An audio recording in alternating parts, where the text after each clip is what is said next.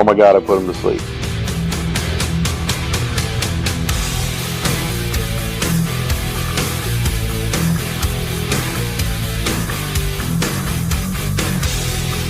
Oh, we got it. We got a gag going. He's just so boring. What a time to be alive. Take my hand, off to Never, Never Land.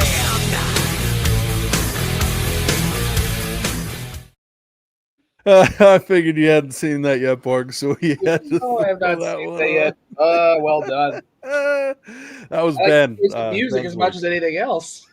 Right? Oh, it was terrific. So everyone, thank you for joining us. All you late night DJs joining us on the late night show with the Borg. We have special guests with us tonight. We have Kevin Marshall of FCS Nation Radio and Mr. Zach Mckinnel, repeat guest this week, hopping on with us because it's everybody's big chance before the committee to come out and talk what we think projections are going to be. And I see Borg, you've got your prediction out. McKinnell, you got yours on FCS Football Central out. Kevin, I don't know if you guys don't usually do a bracket prediction or anything. You guys had to react, right?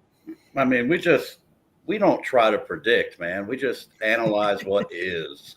You know what I mean? Yeah. So, I mean, there's, guys that depend on clicks, got to get them clicks, baby. That's right. So there's that.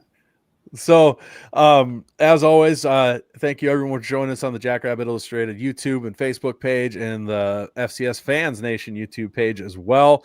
We appreciate each and every one you listen in. As always, thank you to our title sponsor, Kubota Dealers of South Dakota, with 9 locations across the great state of location. The great state of South Dakota, not the great state of location. That's not a thing. Great state of South Dakota, 9 locations. Always a place near you to get in. So. I know, right? So we got a location near you. We've almost got enough for 2 locations for every guest that we've got on here. So getting yourself into some orange equipment today, take care of your farm, your ranch, your homestead, and acreage. They've got everything you may need to get that taken care of, and it's high quality equipment that won't break down, but they do have parts and service as well. So thank you to Kubota Dealers of South Dakota. Wow, I'd have to jump off my roof if I'd finished that wrong. So guys, holy shit. What a game that was up in North Dakota in Grand Forks. I could hear our bus of fans that our good buddy Ice Slayer, also known as Jim Poppin, put together. We could hear those guys on there at the end of that game. The beginning of the game started with a similar flavor to the Illinois State game, just not quite to the same degree. Errors all over the place. All sorts of mental errors, dropped punts, fumbled punts, interceptions. To be frank, this was by far Jack Henry's worst game that he's played so far. 9 of 3 in the first half with 2 interceptions and like 20 yards passing. Really, really tough start for the Jacks, and in a very difficult place to play. They clawed back. I think the biggest and most important thing going into the playoffs from this game, from what I saw, is the SDSU O-line started busting open holes for the backs, and the backs were hitting them hard, and their downhill run game got rolling, and it was really good. They were able to ride that. I think that gave them some confidence, and then they got big plays from the defense when they needed it with the strip sack. They hit when they needed him. Jack Henry hit monster throws, hit one of the biggest throws I think I've seen a SDSU quarterback hit, period, with the game winner in overtime.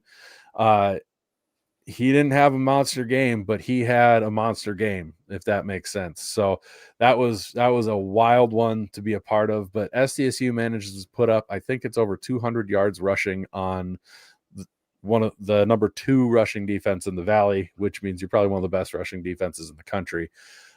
Really impressive performance on the O-line. You get your heart and soul, the other captain who kept everybody together on a bullshit ejection where contact with the official, and we can pull up the clip if we like. It was contact with an official when the official initiated contact, and that was some wild shit. I'd never seen that before, where a ref elbows in front of the player and pushes him away and then looks him in the eye and throws the flag.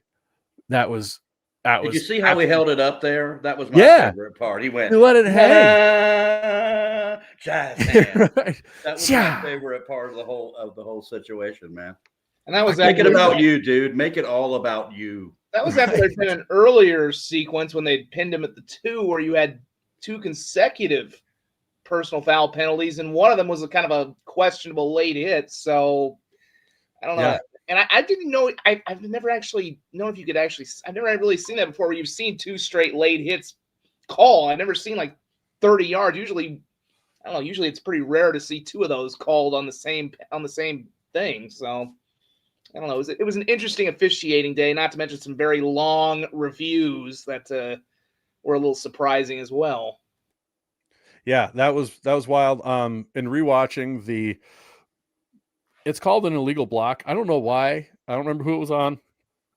You watch the replay. I don't know why he did it. He turns around and just cut blocks the shit out of an offensive player. My guy. Like, I don't know why you do that. Like, that My was crazy activity. So yeah, I know. Right after your Citadel heart there, Kev, but it was outside the tackle box, and that's not legal. So he gets in trouble. We've got 202 yards rushing per Jim. So thanks for the assist on there. I was going to look that up, but the late hit was definitely ticky tack, and yeah, you don't see that often with 2 personal fouls in the same play. And you know that the officiating was what it was. I don't want to make it about the officiating, but there was some wild activities on that. There was one side judge who it looks like he was looking at it, and he must be left eye dominant because it was always back to his left hand by about a yard every time he spotted the ball. And then the one time the Jacks get a good ball spot, North Dakota goes, "That's enough of that shit," and they challenge it, and they win the challenge with an angled review. Whatever, it is what it is. You're on the road, and that's life. You got to win. You got to win, and it doesn't matter how calls are going. You just got to keep playing, and the Jacks did. I was going to say, I hope there are times where I think if you have a contact with an official, if it were an actual legitimate thing where you could maybe get suspended for the next week. So I would hope none of that is in play for Quentin Christensen, because clearly, if anything, I would hope whatever crew, obviously we're at the end of the season anyway, so I don't know if those guys would be in the playoffs, but if anything, if anybody got suspended, I would kind of hope it's the ref who maybe gets a little bit of a talking to. I would hope there's no post-game penalties that would lead into next week for Quentin, because that was just, I don't want to make it about the refs either, but that particular ejection, especially if it were to have any technical consequences into next week, is one of the dumbest things I think I've ever seen at a game. So, did Jackson say anything about it? Because you're not allowed to say anything about it if you learned anything from what happened in Idaho last week. This is Missouri Valley officiating. Maybe right.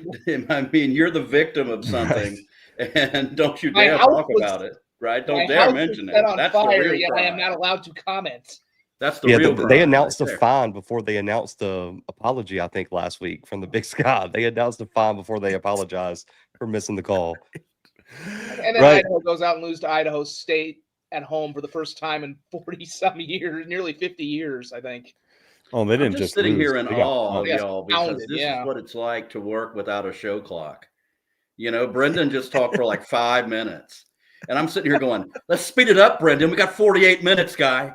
But it's the freedom of the internet, brother. I mean, and I can say things that I don't normally say, right? Yeah. There's a look at the ejection again. Thank you. Thanks, Brendan, for pulling that. I mean, yeah. Shit. I mean, what? What? What? No, I just wanted to say it. That's all. Right. Right. I mean, yeah, I couldn't believe that. The funny thing is, I was thinking right before that, right before that ejection gets called, I'm like, man, I would have liked that play call a hell of a lot more on third down, and I'm really going to hate that play call if that ends up costing them Quentin Christensen. But then when I see what actually happened, I'm like, I can't even really hate anything.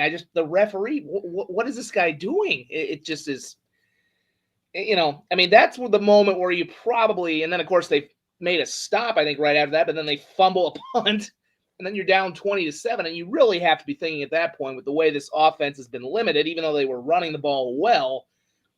I mean, I knew some SDSU alums who were about at the point where they were ready to turn off the TV at 20-7 after that fumbled punt. And boy, boy, did it turn around pretty quick after that. Yeah, it was wild. And at that point, you're down your heart and soul there with Q out. You don't have Sam Hagen, so you're down your two rocks on the offensive line. You've decided to shuffle around your center for the last play of the game and swap in Nate Adams at center. And I think that made a huge difference. And he really shone bright. John Playing Peake, the center former there. tight end, doing really well too. Yeah, well, tight end. He was getting the Allegedly. Quentin Christensen treatment of we want a big body on the field who could block, and so he did a great job. And yeah, you're in that spot. And Bullock comes up gimpy that very first catch he makes, and I think later in that drive, he makes a catch but isn't able to drag his foot at all. He doesn't even attempt to drag his feet, and I think that was partially due to him being dinged up from there. So you're down your top two receivers, your top two offensive linemen. You're on your third string quarterback at that point. You're down 20-17 or 20-7 after fumbling a punt and drive down with one hell of a gutsy drive to respond. And it was. I'm just beyond impressed. The O-line, I think, really put the team on its back today. Johnson running in the red zone was an absolute weapon. Getting touchdown runs, it doesn't seem like much 4 or 5 yards, but when you're in the red zone, that's a long run for a touchdown to right between the tackles, the way he kept doing it. And it was impressive. I was really impressed with that, especially in that environment. I mean, the crowd might not be very loud, but their sound system is. So you've got you got some noise issues going on there. 11,000, the official announced crowd. Well, and it's wild talking to people who were up at that game. They're like, it is a really weird game day experience. And I've been there before, and I can concur that crowd does not get into it unless it's like the NDSU game, or they're starting to get a lead. And even if they get a lead, they get bored and they make zero noise whatsoever, except for third down sometimes. And it was wild. What do you, Zach, and Kevin, what do you guys think when you're watching across the board here and watching all these games? You got Yale and everything else going on, Lehigh Lafayette and the brawl, and you see this game go the way it does.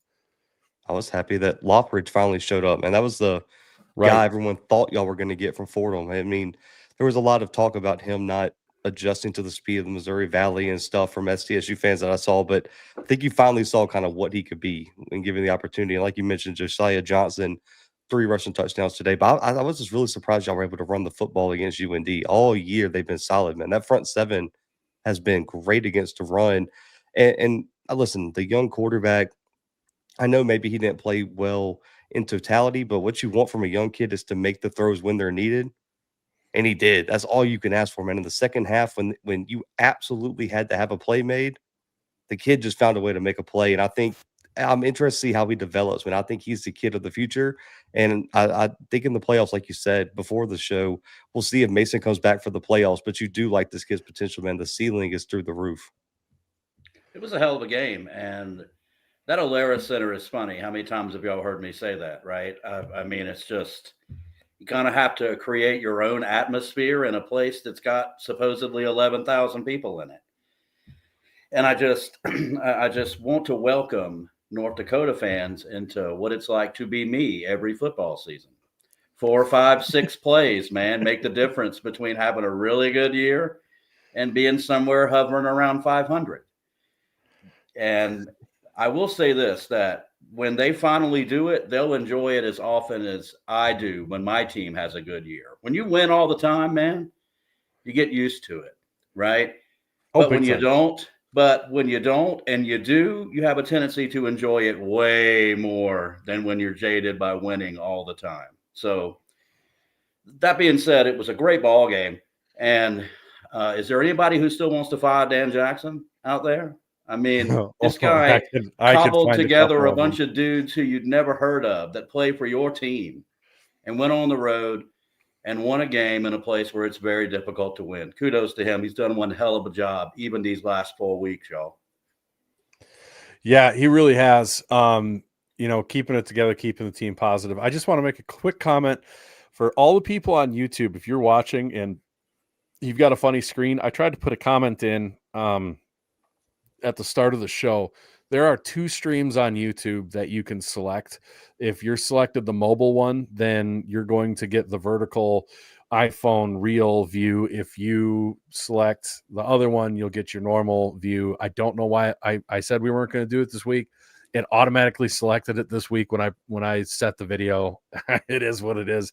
So just switch to that other feed. I apologize. It is what it is. But if you're on a phone, it's allegedly supposed to work better, I guess. I don't know.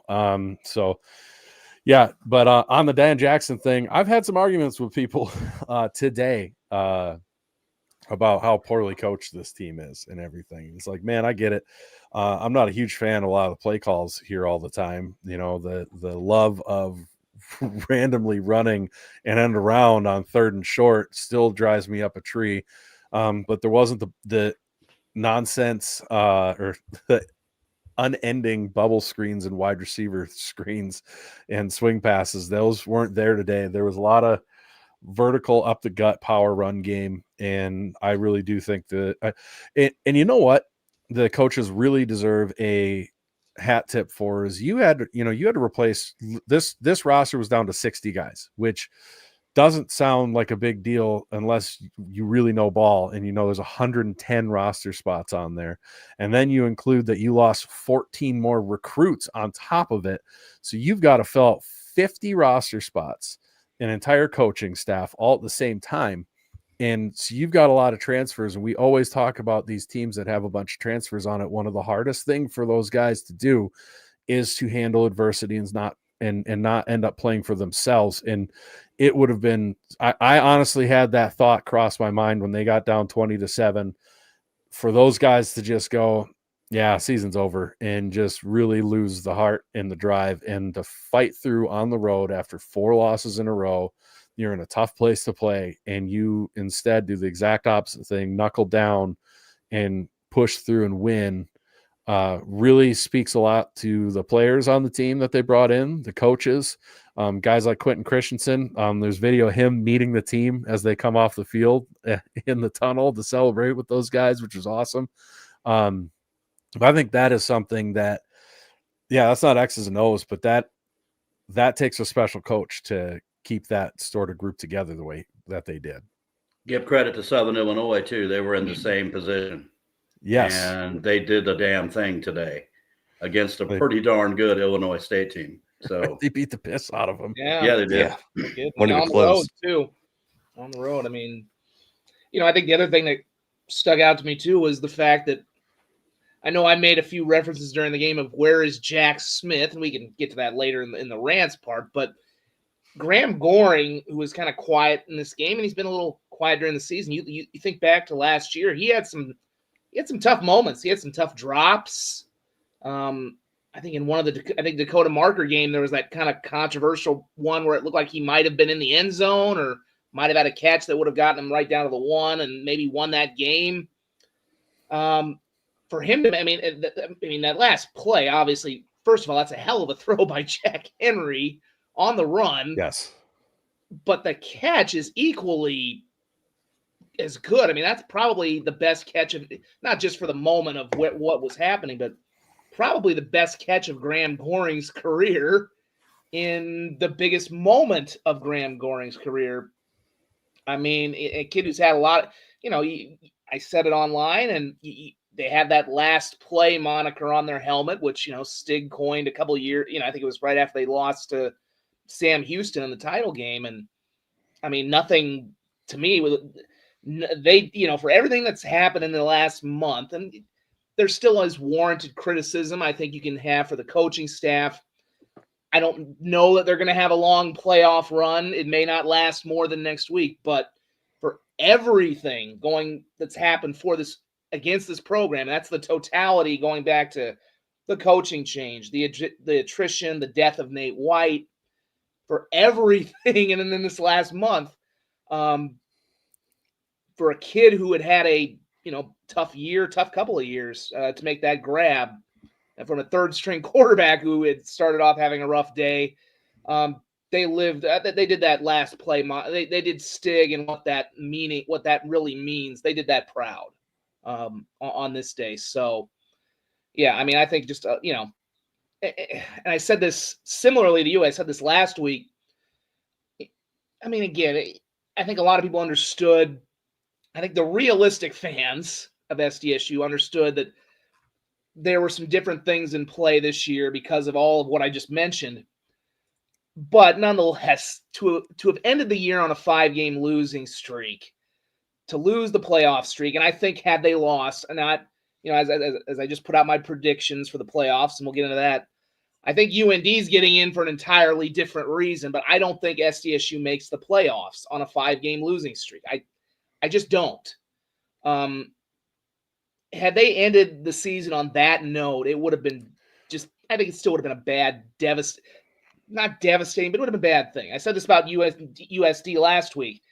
For them, it was just important to kind of keep the train rolling in terms of keeping their playoff streak going, not having a backslide into, being a 4-7, 4-8, 5-6 program, which is what the fear was when they lost to Lamar and then NDSU. Well, they righted the ship, got back to the playoffs. For SDSU, I think whatever happens in this playoff run, to win a game like that at the end when everything was against you and keep all this playoff stuff going, keep your top 20, keep all these things in play at a time where it looked like it wasn't going to happen. I think it's huge. And, first-year coach, I think we saw a couple first-year coaches in the Valley this year and who were up against it, and I think they kind of showed their mettle at times this year by being able to rally their teams in moments where it didn't really look like that was going to be possible. So, Yeah, Ron Lowney 4,700. Does that mean there's 4,699 more of that guy? Or I think what, so. man? If you've ever seen the amount of comments that he puts I on have, all the and FCS I'm streams. he's got to have like 7 burners, dude, because it's doesn't matter what show it is. If I watch Tubbs, he's on there. If I watch Zach's show, he's on there. And I'm impressed, dude. I'm not hating. I mean, I'm just kind of impressed, man. That dude loves the thumbs. that dude loves the FCS more than any other fan in any chat. And he's on it. He's the GOAT. He's the FCS commenting GOAT, I think. He's everywhere. Jim Poppin's our guy. But man, Love Jim Poppin. Ron Lowney is everywhere. I think we're going to get in the bracket here real quick, but first I want to bring up our segment sponsor, Dreamers Do Travels and Amy Dix. We appreciate their support on the late night show here.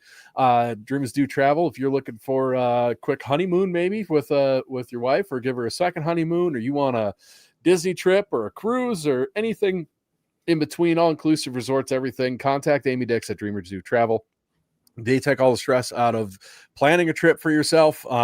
Say we end up going to Yale, and you go to Connecticut or something, maybe contact Amy Dix. Maybe she's able to hook you up with a quick trip that's a lot cheaper than finding it for yourself. Who knows? Look up Dreamers Do Travels on the old Google machine, and Amy Dix's information is on there. Give her a call and get hooked up with some sweet travel deals. Maybe you got spring vacation plans you want set up with the kids, anything else in between. Talk to Amy Dix at Dreamers Do Travels and get yourself set up today. They've got all sorts of good discounts. You don't have to stress. It's the way to go. So this game was hugely pivotal, we all thought, anyways, for the playoff race and making the playoffs and, who makes it and who doesn't. But now, Zach, I'm looking at your prediction. I'm looking at Sam Herder's prediction. And now, all of a sudden, North Dakota is in the last 4 in for everybody. What the hell happened with that? Well, I mean, I'll say this. I think a lot of the not so great bubble teams, the bubble teams that me, Kevin, Sam, and everybody in the media would have all said, yeah, they probably deserve resume wise to get in, but I don't think they're playoff teams. You look at, I think Northern Arizona is a team that I think even at 8-4, they probably get in because the committee loves 8-4 Big Sky teams, but I don't think Northern Arizona was a good enough team to be in the playoffs this year. Personally, them losing helped. I think everyone, and then some of the chaos scenarios, Brendan, that we and you talked about, UT Martin pushed Tennessee Tech, but they fell just short. I think Austin Peay, man, I don't know if y'all got to watch that game. I mean, they are going to be talking about what ifs for that game they go for 2 in overtime. They have a guy wide open, and the quarterback overthrows him in the end zone to lose that Unbelievable. game. Yep. Yeah, so they would have been in if they win that game. So I just think the bubble played out perfectly for the loser of this SDSU UND game to get in. And when you look at the bubble, how do you not put UND in over some of these other bubble teams? Right. And the guy for Austin P hadn't missed a throw all day, man. Man, Chris Parson he's a stud, man. And it was almost like it was too open because he was putting balls in windows all evening. And he's like, wow, I don't have to make a difficult throw. I can't do that. I've been making those all day. I can't make the easy one. So that's a good football team. I mean, I know that, some people don't think that strength of schedules against FBS teams should be counted that you're a good team, Brendan. But this is a team that did push Georgia for a while, Austin P. So, there's something to be said for that. We can talk about that. I think here's the deal. A lot of people are taking this the wrong way. I'm not saying you can't take that into account when you talk to them. I think if we're not going to let the record count, if just in the strength of schedule metric, you can't include the FBS game unless you win it. You shouldn't get to count it because specifically look at, and it's not going to matter for them. They're going to get the 2 seed. So if Montana State fans want to be mad, then I don't give a shit. Montana State's strength of schedule looks better than Tarleton's, but you put their resumes together and they have the same amount of wins against teams that are over 500 and the same amount of losses against teams that are over 500. But the strength of schedule for Montana State looks way better because you get to add fucking Oregon to your strength of schedule. No shit, your strength of schedule looks better. You got pumped by 45, just like literally every other FCS team's capable of doing, but because you got a check, you get to have your strength of schedule look better. No, if you have a good showing, that is something that can absolutely be talked about and be credited in that committee room or when you're talking about seeds and everything else. I'm just saying when it comes specifically to strength of schedule, if you decide to schedule Alabama and you get your shit pushed in by 50, which everybody would, that's not a knock on anybody. What if everybody with them 10-10 at the half though? What about that? Then you hung with them, and that can be part of the. I remember that game. That was their Alabama fans were losing their minds. They wanted great Nick Saban. They wanted to fire Nick Saban because he was tied with the Citadel at halftime. When aren't they losing their minds over something now? So right, par for the course. Right. Everybody ignore Brian. He's just here to be a troll. Love you, Brian, but you're just here to be a troll. He said he's going to hate on 3 of the 4 of us. We get to pick which 3. I'll volunteer. Right. You hate on me all you want. I don't know if anybody else can hate me because the CAA's got 16 teams, so I think that people hating me quotient is full for this year so far. Well, they'll schedule it so their top teams don't catch a loss. So yeah. Anyway. Yeah. So, I was going to say there. So if Mercer gets through to the quarterfinals, then they only have to go to Bozeman this time. So at least you don't have to go to Fargo. At least it's SoCon. I like that way better. If I'm Mercer, I like that way better. 1,000%. Yeah, I mean, I think it's probably better than going to Fargo this year. But Bozeman is not a walk in the park. I would have maybe liked it more if it was Montana at this point, because man, it looks like Montana State's got something. I still don't think they're quite as good as they were a year ago, but man, it looks like that's just always the toughest place to go. And now that crowd's going to be they're going to be extra juiced now after what just happened with the brawl of the wild. But yeah, to add to that point about UND, I mean, and this is from the guy who literally made who put the goal horn and UND hockey song onto the SDSU touchdown. I saw that. Tell them that was funny. To bid them farewell, but. When I went back and started looking over, I'm like, I can't justify putting it, especially with what the CAA, we mentioned 16-team CAA. I mean, I can't justify putting New Hampshire in over UND when, and yes, I get it. They don't have a lot of wins over although the Youngstown win's really good now, and in hindsight, that Youngstown win looks better because Youngstown has been really good. The SIU win is pretty good. Even though SIU is not going to get in because one of those D2 wins is going to knock them out. But I just can't look at even though you'd like to see UND have one of those wins against the higher ranked team, and they've kind of been, to me, they've not been playing very well over the last 4 weeks. They didn't really play that well at Murray State last week. Didn't they win today? Didn't Murray State win today? Murray Yes, State they did. is denied. They beat guess who? Brendan, what did I tell you? You nailed it. You nailed That it, was my baby. super dog pick this week. Shout out to They Murray beat State. Indiana State on the road, and by God, if you're an SDSU fan, you're even happy. That's gotta hurt, man.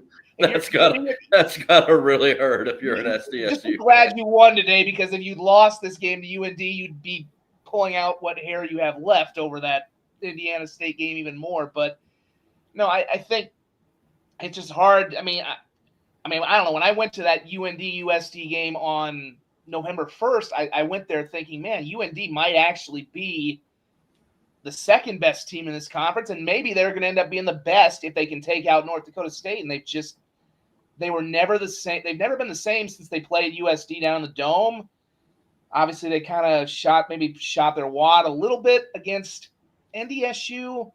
Kaminsky has been, he had some moments today where he was kind of back to what he was, but then he also had a really bad pick and then a fumble. It's just, he's been very turnover prone.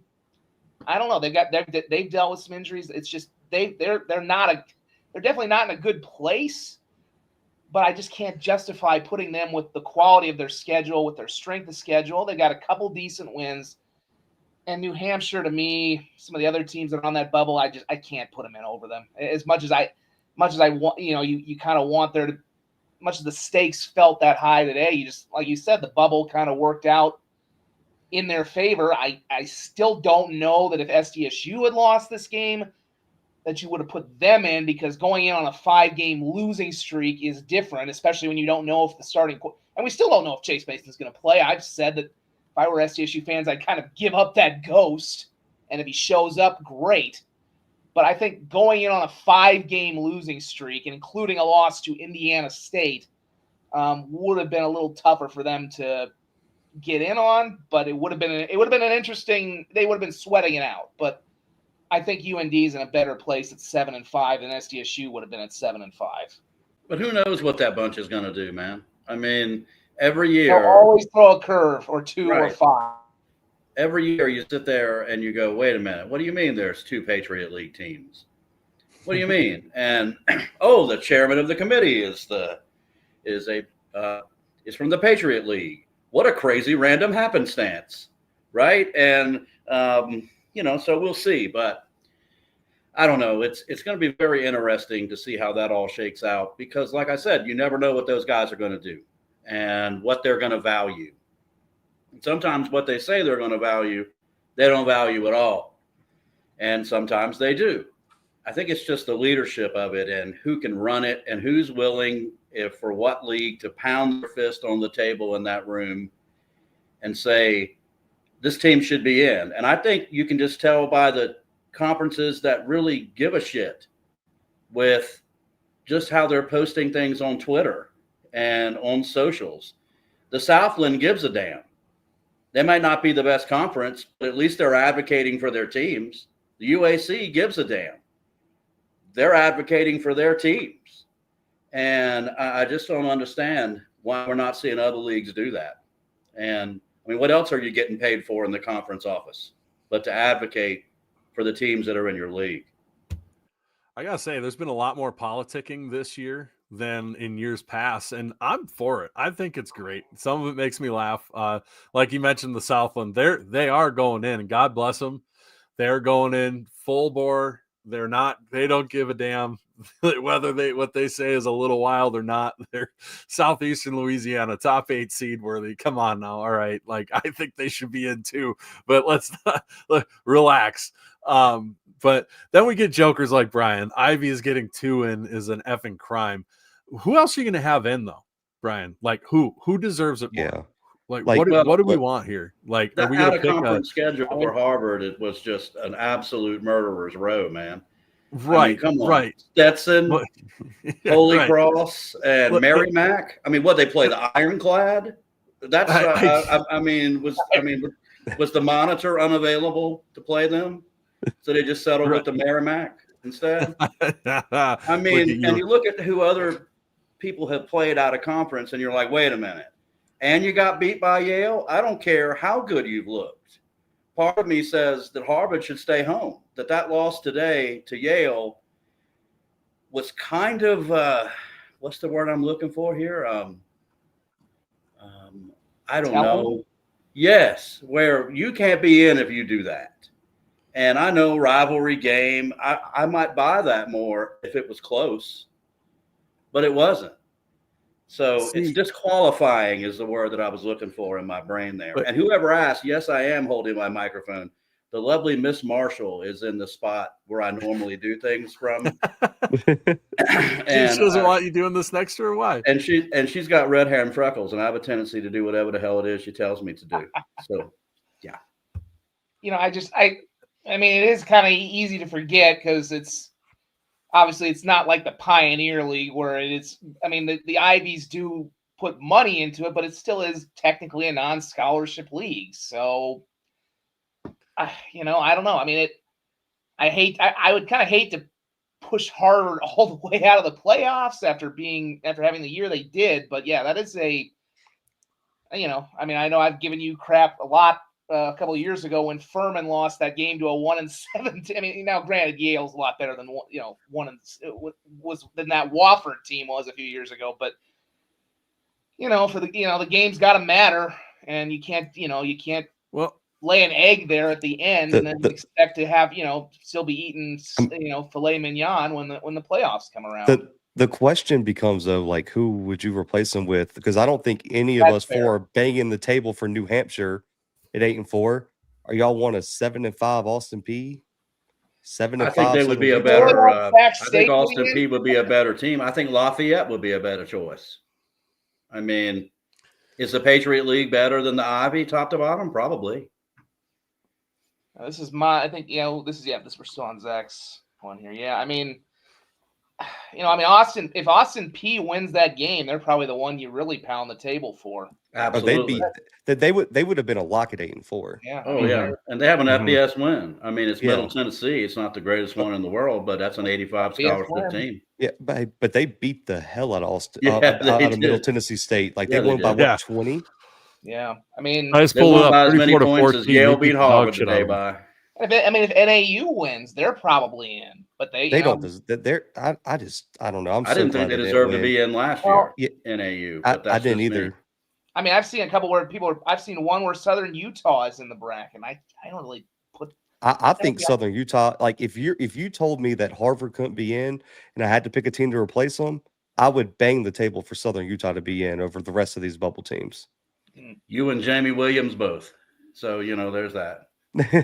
Or Austin P. Those would be the two choices there, because I don't think William and Mary at 7-5 has an argument. No. I don't think New Hampshire is that good at 8-4. And we saw what happened. That they put New Hampshire as what was it, the 16 seed last year, and they got beat 41-0 by UT Martin. Right. They don't belong in. Sacramento State for sure doesn't belong in. No. Northern Arizona and SIU don't belong in. And so it's Austin P or Southern Utah for me if you're taking someone out. It would be kind of funny to watch Sac State get murdered by NDSU or Montana State one more time, but Oh, they wouldn't make it that far. They would lose in the first round. It would be funny to watch them maybe lose to like Drake or somebody in the first round. But I jest. Well, and who knows that we don't know how they're going to judge the Ivy yet in the committee's eyes, because they're a new conference. Are they going to get like a Pioneer League type treatment where just your conference champion gets in for now? Oh, you mean like the SoCon treatment this year? That kind of treatment? Don't lose to a non-scholarship team twice. Presbyterian's pretty good, man. Their quarterback would play for a lot of teams in the Valley. They didn't even win the Pioneer League, man. That's a murderer's row, man. I mean, Pioneer going to Pioneer, man. You get on the covered wagon, bro. Right, yeah. You get on the covered wagon in that league, and you pioneer across the football season, man. Look, man, I am all about it, and I am a big proponent of the SoCon when I can be, but God, sometimes you guys make it hard. I can't even be this year, man. It's I mean, we got the best player in the country. I don't care what other people say. Teron Dickens, the best FCS football player in the country, and it's not close. And Kerwin Bell can't win. I know he didn't play because I Speaking know of what I politics, heard, and it academic issues. But if he plays, Western Carolina is a playoff team. They would have been a top 10 team weeks ago. Mhm. And that's just how that thing has gone this year for that particular old league. This is what's crazy to me. Guy today for Furman, Trey Hedden, set the all-time Southern Conference yardage record for Furman University. Think about some of the dudes that have played quarterback at Furman over the years. And he's got 2 more years, folks. So, I mean, Hopefully, things are looking up. hopefully, you never know in the portal era, man. And Kevin, you didn't even mention, I know people like to, crap on the SoCon sometimes, but ETSU might be 3 plays away from being like 9-2. Absolutely. Right and now. They have 2 ringers at quarterback. And how you don't win with a guy that put up numbers at North Carolina and a guy that, played pretty decently in the big whatever, how many teams there are now in that league. Yep. And you struggle today to beat the Citadel by 2 points at home. Get out of town, man. Yeah. Because they blew a 2-score lead against Chattanooga. They blew a 2-score lead against someone else, and then blew it against West Georgia too. It's Bryce Lance by a mile, Brian Thompson says. All right, Brian, you know what? I have never been prouder of a defensive back at the school that I went to more than I was Bradley Jones in that first game of the year against NDSU versus the Citadel. Bryce Lance finally saw a dude he couldn't run by, and he was a non-factor in the game. Bradley Jones is the Southern Conference indoor-outdoor 100-meter champion. So track star speed. And Bryce Lance was 4 catches, Southern 24 speed. yards. 4 catches, 24 yards in that ball game, something like that. So, no, Cole Payton showed out that game. Bryce Lance didn't. Cole Payton is the best player on the NDSU football team. I don't think there's any doubt in my mind about that. So, something I want to bring up as we're talking some bracket things that is a common misconception that comes up all the time. Raphael, I'm not picking on you. I've seen this comment a couple times. Raphael says they shouldn't have UC Davis on Montana State's side of the bracket. They already played. Put them on Montana side of the bracket. No, that's not how that works. The way it works is you cannot be a first round matchup.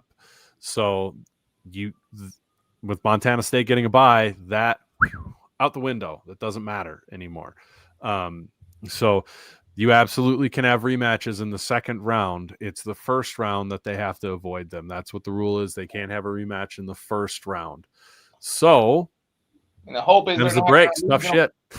The hope is that by seeding the whole thing, they're not going to have as much regionalization because obviously that was a bigger deal. We'll see how that's the other thing that's going to be interesting to see with this bracket is, will we actually get something that's in theory going to avoid the regionalization? Are there going to be, I've still seen some brackets that suggest you could see a lot of conference rematches in the second round, even though we have this 16 seeds now. So that'll be kind of interesting to see. I'm very curious to see how we talk about what will the committee do. Well, this is kind of it's a fun new thing to throw in there because we have not yet seen how the committee is going to seed this when it's, I still go back to the days when Montana just bought all their home games when there was no seeding in a smaller playoff.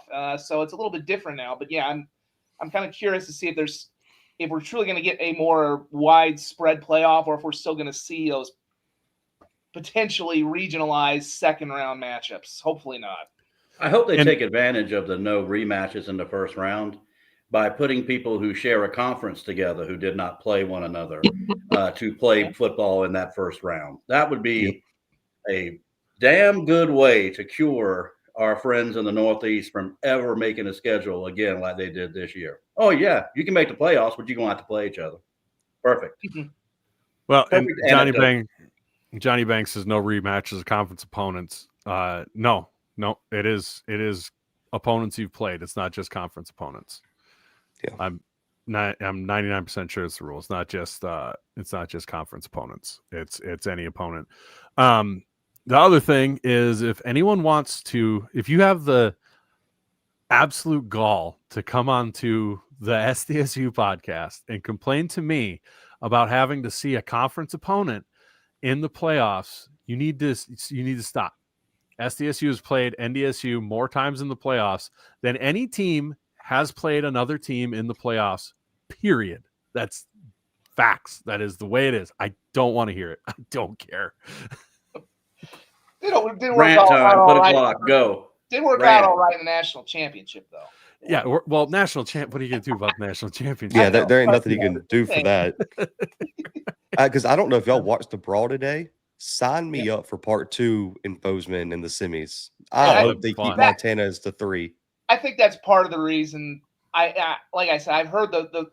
I think you made good points about why Montana could be slipped down to 4, but I think the committee is going to try, and doesn't mean it'll play out that way, even though those are both pretty good home field advantages, which are very tough for anybody to go into. But I think the committee is going to try and keep that potential for a Brawl of the Wild semifinal set up. But we'll see. I mean, this is the first time since 28. This is really the first time since 2018 the game's even been close, and it's first time since 2018 the road team won. So I don't think you can put Lehigh in front of Montana, can you?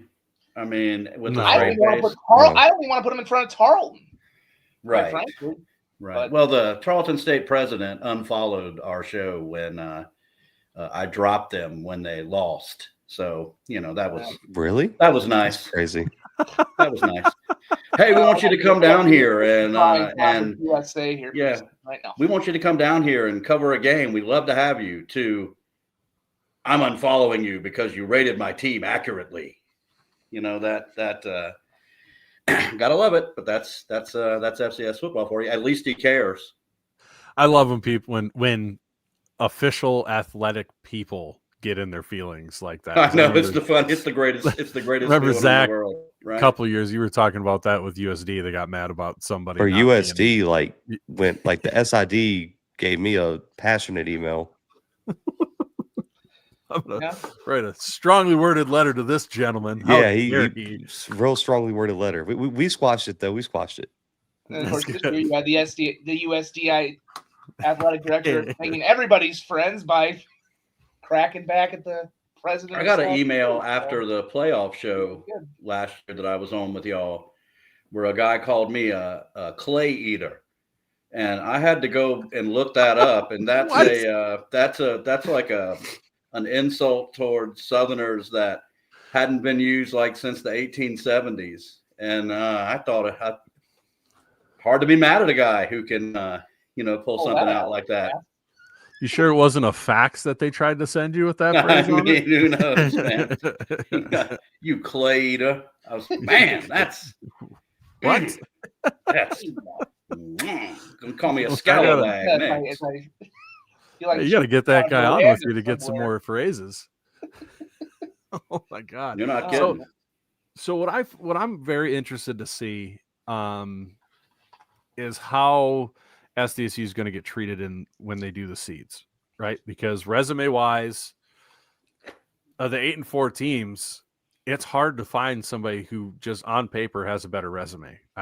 You're not going to find anybody with a better win in that tax bracket, so to speak, than Montana State on the road. All their ranked wins are road wins against ranked teams, against North Dakota on the road, Montana State on the road, Youngstown State on the road. 2 of them pretty impressive comebacks. But then does that get weighted against their kind of on a skid and pulled that out of the fire at UND when they've lost 4 out of their last 5? I'm curious how that gets weighted back and forth between the 2 of them. And looking at yours, Zach, compared to Sam's, it looks like there will be some different going-ons there as well. Between, Sam has them at 12. I think you have SDSU around 13, 14.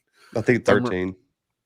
And the other thing is, do they, I said this week that when the film was coming out of Chase Mason at practice, I don't think it has anything to do with trying to dupe UND or Dom Izzo either. Dom, nobody cares that you're mad about that. I love you, dude, but like I know you're just mad because you're a media member that you're not getting the info you want. I'm sorry. But I think that was to show the committee, like, no, Chase is actually healing, like he's working towards coming back. And I think they genuinely suited it up to see if he really could go today, and that was part of the warm-up, to genuinely see if he could play. I do think Matt Zimmer saying that he wasn't sprinting at all during those warm-ups is also pretty telling. One thing to be out there throwing, but especially for him, if he's not running and doing the full motion, then that's also pretty telling. So, but yeah, I agree. I think they're at least trying to keep, especially if they had lost this game, they've got to try and keep that nugget in the back of people's mind that he could still come back. But yeah, I kind of agree with you on that point. Kid can't go out there until he can protect himself, man. Right. You can't go out there until you can protect yourself. Well, right. That's another thing too. They still haven't technically revealed what the injury is.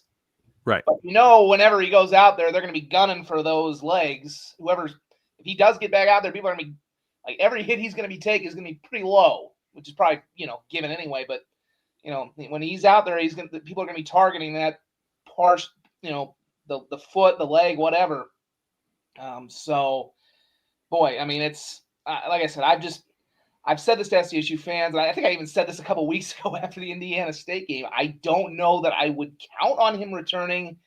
If I'm an SDSU fan, I would just say, if he comes back, merry early Christmas, awesome. But I think you kind of have to, at this point, ride with what you got to play the hand you're dealt at this point. And that's, I think the coach, as much as the coaching staff has taken some criticism, they've done a fairly decent job of adjusting to it. I think the other thing is, it's funny, we talk about the seeding possibilities. If you're an SDSU fan, do you really want to be at home? Because they've actually played better, so much better on the road. Even when they were healthy, they weren't really that what was their most impressive home win when Chase Mason was actually starting, when this team was healthy? I mean, was it Sac State? Maybe, but the offense was pretty skittish in that game. They had 8 sacks. Mercyhurst, okay. I mean, their best games by far have been on the road against Youngstown, Montana State, today. Even in the USD loss, compared to the other losses, they had a chance to win that game, and they looked much better. So, obviously, for a long-term playoff run, it's probably not sustainable to go super far, although we did see them make a semifinal a couple of years ago, having to go crisscross the country. But I just something about this group seems to respond better being on the road and being in, just kind of having to be in tighter quarters, and especially depending on whatever draw they get. Are you all that worried about going to Lehigh? I mean, we'll see. Yeah, G. Drommel trying to troll. He must be a Montana fan, saying there's probably more fans in the stands when they play on the road in the playoffs. You obviously don't watch FCS football. You don't know about, you don't watch FCS football if that's what you think, because the playoffs are not known for their raucous giant crowds anywhere. Fargo in the first round is a freaking ghost town. Oh, Montana not sold out in the first round either, by the way.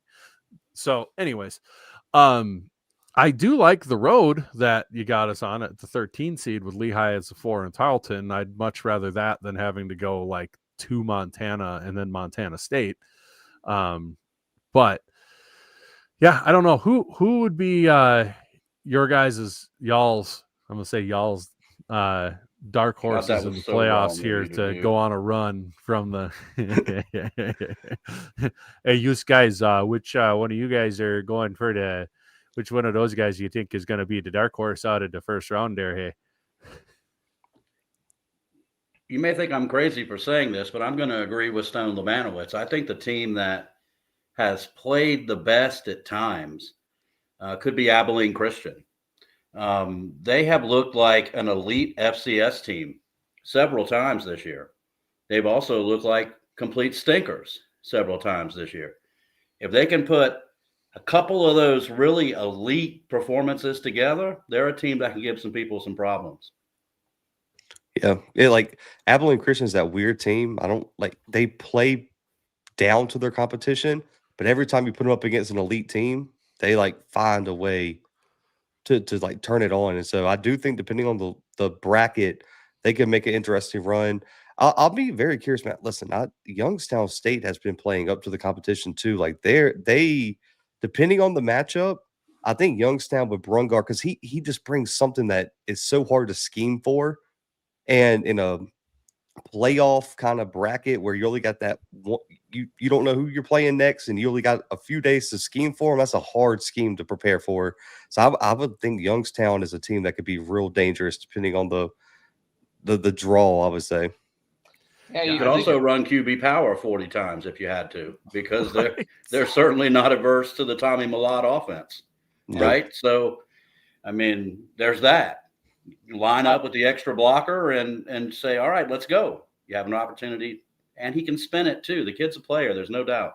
I'm of the same mind with the other Zach here. It's Youngstown for me. I think Brungard is just such a unique weapon, and they've gotten a little better sneakily defensively. I mean, look, who's the only team that's actually hung with NDSU this year? Other than who's the only team that's gone into Fargo and hung with NDSU, and really other than SDSU the last couple of years and USD 1 year? I mean, Brungard's such a weapon, and who's the last? Technically, it's been a while now. The last unseeded team to make the title game was Youngstown State back in, I think it was 2016, if I'm not mistaken. So, yeah, they seem to be. I mean, again, I know they got a little hairy today against UNI, but kind of a garbage time game, whatever. But yeah, I think Brungard is just such a weapon. Abilene Christian's an interesting team to me, and I just, we'll see. I don't know. I kind of want to see whoever gets on the end of Montana's bracket, because I still don't. I think Montana State I'm pretty confident in. I'm pretty confident in the SU. But I have some lingering questions about the Grizzlies that even though they play, you can't get too down on them because they played a 2 or 3 point game today. But I just still have some questions about that team that I'm not ready to say, they're a lock to make the semifinal if they're the 3 seed or if they're the 3 seed.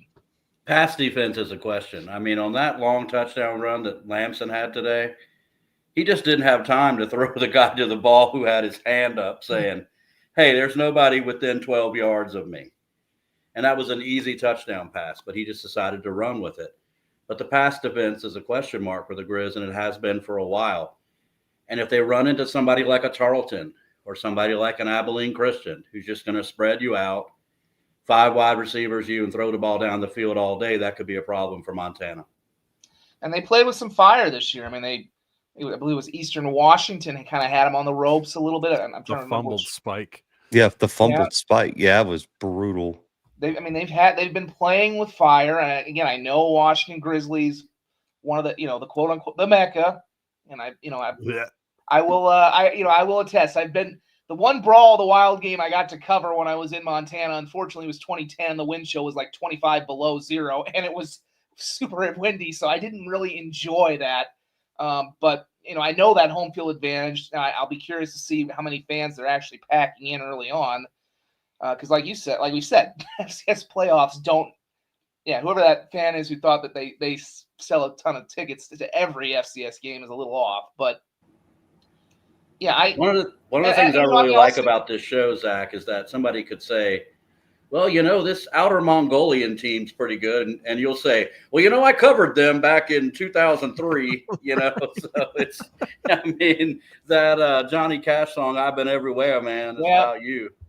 But, I think the other things you had concerns about today, too. I mean, Ayat throws the pick 6 that really kind of turns the game around. You have a blocked field goal that was huge by the Montana State. So there's the defense, like you said, the pass defense, but there's all 3 levels that you walk away with some concerns. Again, it's a great Montana State team, but I wouldn't necessarily punch the Grizzlies ticket to the semifinal just because they're going to have home field potentially into that.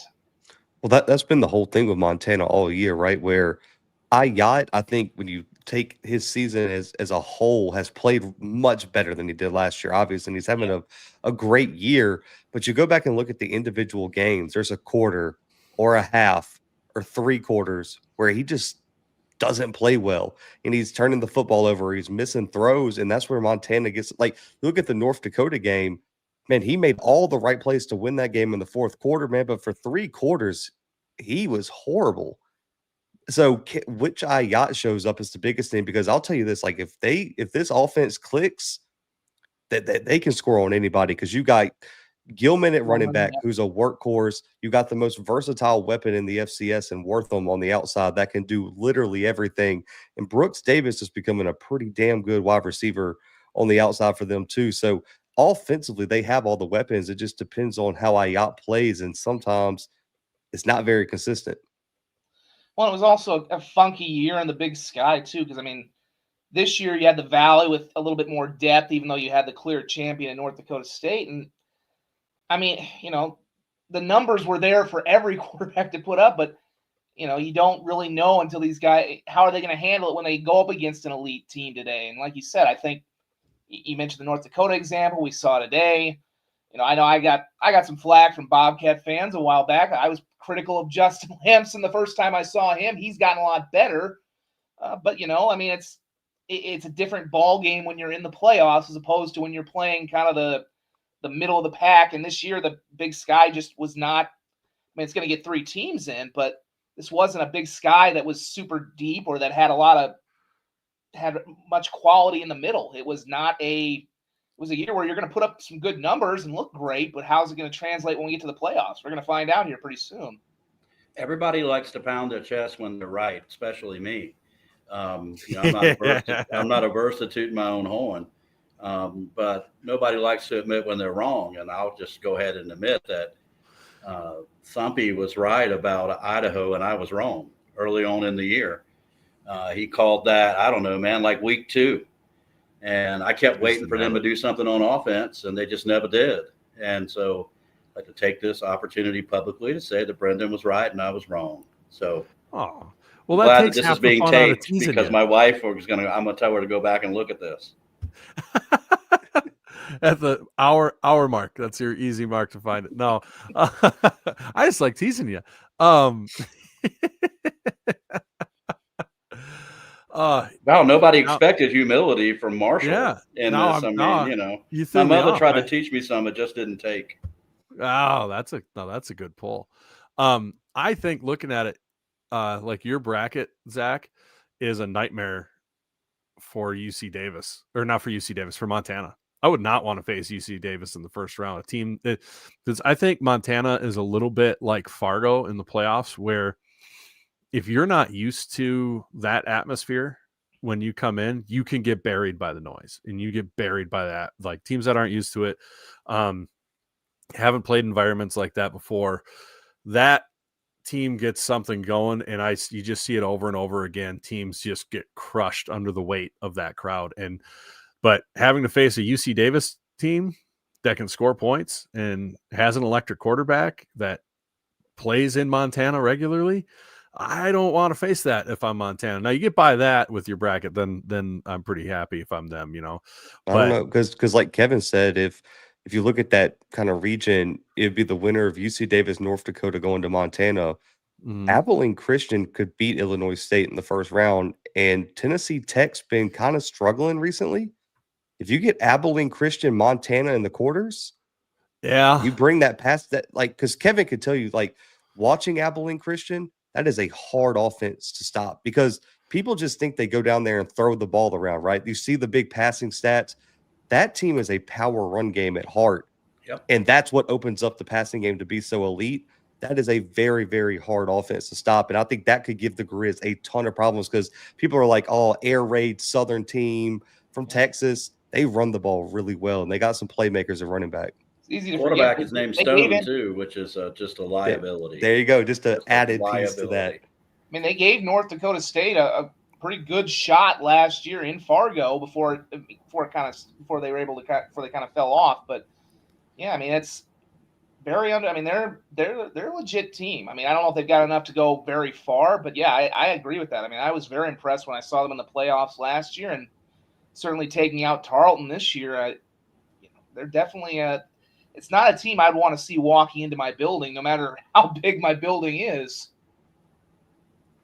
Yeah, that Abilene Christian. That's why it's such a good pull for the dark horse, because they have a good offense and all they do is beat ranked teams. They don't beat anybody else, but if you're Right. ranked, they're probably they've beaten you, which is hilarious. They're 'Cause the their losses funniest were- resume. Their losses were kind of heads. Well, one of them was right because like the Southern Utah loss, like I think we've all kind of agreed Southern Utah got hot at the right time. Yeah, But that Incarnate Word game, you go back and Oh, watch come it. on, Zach. You've been glazing Incarnate Word No, for I years, was. man. Come on. Come on. I thought they were going I to be good. admitted when Listen, I was wrong. Come on. you must have missed the show. Brendan could tell you. I ranted for 15 minutes about how I was wrong about Incarnate Word and why Okay, I was I missed wrong. that one. I missed that Yeah, Good on they're you. not He's good. mad at 'em. Which is why it's a head scratching loss, right? Incarnate Word hasn't played like that all year, and the one game they get Abilene Christian, they just shut everything down. That loss really kind of opened. But man, you look at their wins. That win over Stephen F. Austin aged amazing early in the season because Stephen F. Austin is playing well right now too.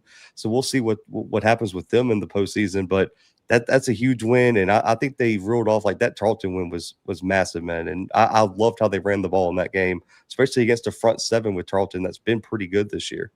Feel We'll good say- for Rev with what SFA's done, man. They needed that. Yes. They've had a Yeah. lot of talent for a lot of years down there, especially on the defensive and offensive line. I like that football team, and that we've gone this long without mentioning them is odd. I will say a Yeah. team I wish could have gotten in, but I know they won't now. I mentioned this earlier. I kind of wish Idaho State would have gotten a shot. I think they're on the right path, but man, you look back at their season, lose by 7 at UNLV, who they led for most of the way, lose by 10 to Jason X New Mexico team, lose by 4 at home to Montana, game, swing game they could have won maybe that one. You turn one of those, you turn 2 of those around, and then of course they into the season. I mean, they lose to Northern Arizona at home. I mean, so those were 2 tough home losses. I mean, a team that goes 6-6 though. I mean, they were pretty damn exciting. They ended up winning their last 4 in a row. They beat Davis obviously as well, which looks pretty good now. I mean, I would like to see Cody Hawkins' team in the play. It would have been fun to get the old power who won a national title a long, long time ago. Would have been fun to get them in this bracket, but that'll probably have to wait another year or so. But yeah, I mean, they were to me one of the more interesting Big Sky teams that's not going to make it just because they seem to have some good things going on up at Pocatello. And I was not surprised that Dan came back to help Cody. I mean, it seemed like Dan Hawkins was going to walk the earth like Carradine and Kung Fu. That was going to be what his post-coaching life was going to be. Oh, this But then ain't ever girls, brother. But then Cody got the job there, and I'll tell you what, at Big Sky Media Day, I enjoyed talking to him almost as much as I enjoyed talking to anybody. Right? I mean, his dad would be, if you asked a question, his dad didn't mind saying, "Well, that's a stupid question. Why are you asking me that?" But Cody just answers your stupid question, and you move along to the next one. So I really enjoyed that. But yeah, 6-6 for that team. I mean, if you can do that there and sneak into the playoffs once or twice every 5-6 years, you can keep your job in Pocatello for a long time. Yeah, it's been so long since they've actually been relevant. I mean, they were essentially tied for 4th place, but in my mind, they're probably better than Sacramento State. So, if they could have found a way to beat Montana or found a way to beat Northern Arizona, it would have been an interesting conversation if they'd gone into this at 7-5, I think. But No, What they about had that Barnum Lincoln. getting fired today, man? True. That's the Bruce Barnum Yeah. got fired today. They Lane Kiffined him on the tarmac, and Insane. I just for a guy who is a really good coach like Bruce Barnum is, when again back to Big Sky Media Day, when Bruce Barnum talks and that group of coaches, every single one of those cats listens to what he has to say, and that's not always the case in that meeting there, right? You see guys writing or looking around, but when Bruce Barnum talks, every cat in that room is listening to every word that he says. They gave him no resources, and now that he's gone, I can tell this story. When they played Hawaii to get the extra game this year, they came to him and said, "So, which FBS team do you want to schedule to play that 12th game, coach?" After they had already had 2 scheduled, including the trip to Hawaii. They were like, "We're not going to give you a home game. Which FBS team do you want to go on the road and play for money?" And we laughed about that. And so they fire this guy who will have a job anywhere he wants as a coordinator tomorrow. And who in their right mind would take the job at Portland State? Yeah. Someone I desperate can't for think of you. anybody. You got a horrible facility they're playing in out at Hillsborough Stadium, which is not even in Portland. It's like in the suburbs. I mean, you know, they're still not that far removed from when they did the Jerry Glanville thing. So, you know, as much as some level of fun with that, but it was not a serious, wasn't a serious Who else is hire going to back say shit on ESPN Plus every year during that broadcast for Media Day besides him? then. I mean, Right. And don't know. Bruce Barnum, he's the guy who bought everybody's beers at one of their games, right? Correct. Yeah. Correct. What a legend. What a legend. That was amazing. I remember when that happened. I want to bring up quick our sponsor, Innovative Engineering, for any sort of industrial HVAC or electrical drawings that you need help with. Innovative Engineering is there for you. I'm not going to go through the whole, I've gone through the whole list a couple times on the show, and I'm going to pass out, I think, if I say it, just from losing breath if I say it tonight. But they're registered in almost every state in the union. They'll get you taken care of if you're looking at building apartment complexes or, warehouses, factories, anything along those lines. Contact Innovative Engineering. They can get you set up with professional and licensed proper HVAC and electrical engineering drawings for those buildings before you put the shovels in the dirt, so you've got the right plan going forward. So contact Innovative Engineering. But I also want to mention we have the man, one of the main engines behind Alex's Lemonade Stand. They're not a sponsor of this show, but Northwestern Mutual is a sponsor of a bunch of our other shows.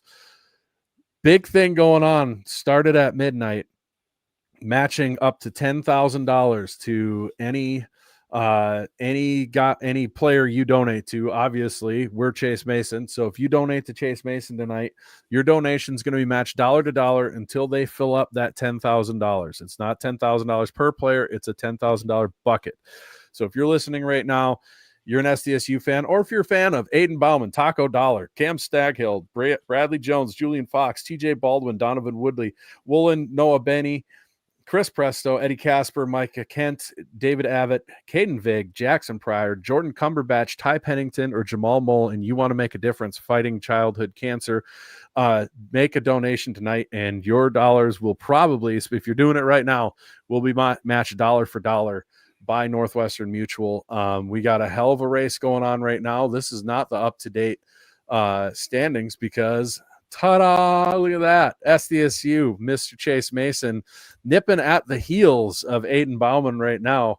It's going to be good if it's SDSU and USD going at it in anything. So they are. And I do know for a fact that some of these other squads have money that, has been donated in the last week or maybe yesterday but there are people waiting for this match. So, and that money is going to be gone. So my advice would be, don't wait until the morning or,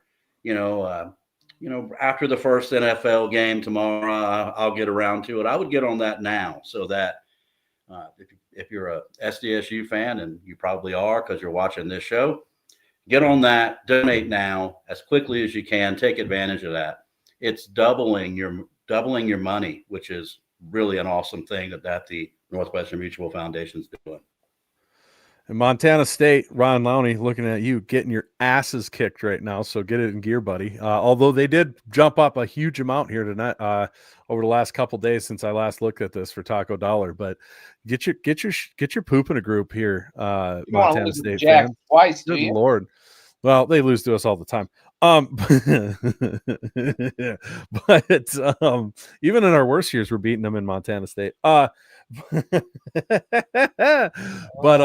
No, Chase is we're gonna catch him. I got to do. I get a.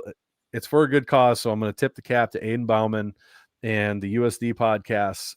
They've been doing a great job raising money. They've done a ton of things that have gone really well. So good for them. They've got a huge amount of money raised as well. We keep pushing for Chase, and I think we will, as SDSU fans, I think we'll have to be approaching $100,000 total over the years that we've raised. So that's pretty exciting. But right now the total's up to 74,445. Let's get that over 100,000 after this weekend, folks. So that's a really cool deal. I wanted to share that. If you are looking to find the link, since I talk about it all the time, I'm going to put the link in the comments, but you can also go to fcsnationradio.com and then go ahead and click under the menu and click on Alex's Lemonade Stand. And you'll get to see all the standings. Click on the name of the player that you want to donate to. And then you can donate under their name from there. So go to Alex's Lemonade Stand and help fight childhood cancer, or be for childhood cancer. You know, this is America. You're free to be what you want. So anyway, I got someone real mad about that I say that. And let me tell you, if you're mad because you were affected by cancer, and you're mad that I said that, you have no idea how much cancer's affected my life. Let's be honest. If you think you're the only one anywhere, everybody's been affected by cancer. Cancer sucks. I will use whatever phrase I have to get people to donate to fight that, so you can get over yourself. So anyways, I was going to say, back to where we were before that, you brought up the Portland State coach, Barnum, and I think interesting segue because it brings up something we kind of all forgot about because it happened so long ago now. But I know when a lot of people think of Portland State recently, they think of what happened a year ago with the whole whooping cough thing, that game getting canceled, which might have cost USD a little bit last year in their seeding because obviously now they also had a Division II game in last year, which didn't help them matters either. But I mean, they lost a Division I game out of it, and it kind of reminds me this year, Kevin, for your SoCon, what if that Mercer and UC Davis game had finished? Right. What a boost! You're right. What a boost that!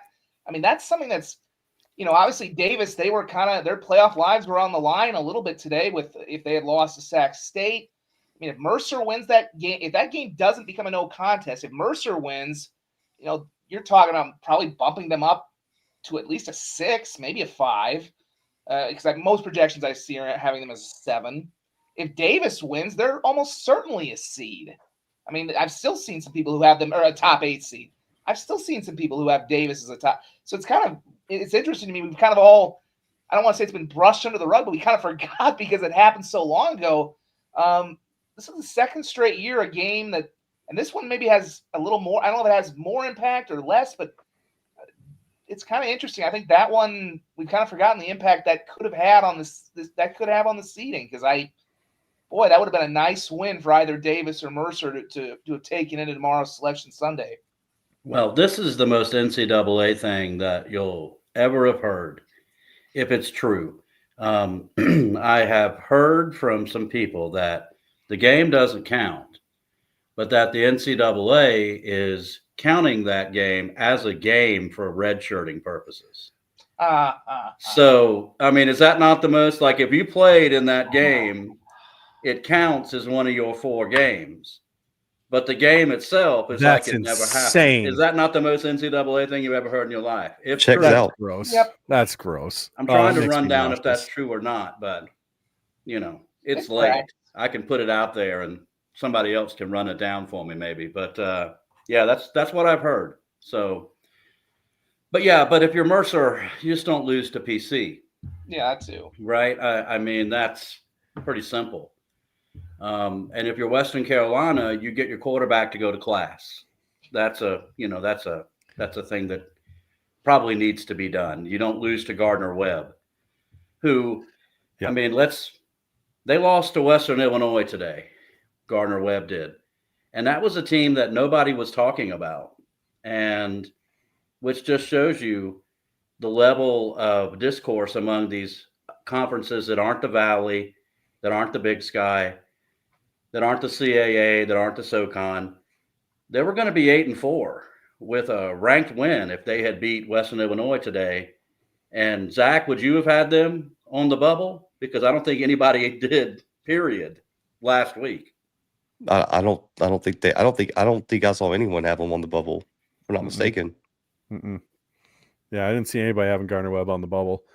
I can't believe they lost to Western Illinois like that. When Yeah, that's in such a theory, bad loss. Playoffs are on the line, and you lose Yeah. to Western. What was It's the last you know time Western Illinois and Murray State won a game on the same weekend? Well, I can tell you, I think I remember the last time they hurt someone's playoff chances by winning the last game of the season. I'm pretty familiar with that story. If I remember, if I remember right. That was a monsoon ice storm, poopy day. It's I remember when that happened. That wasn't a good time. Oh God. So Labanowitz asked me last week if somebody gave me $1,000, would I take, and it wasn't my own money, would I take North Dakota State or the field? I think that's an interesting question for everybody here. I'm already on record saying if it's somebody else's money, I'm going to take the field. I don't know how y'all feel about it. If it's somebody else's money.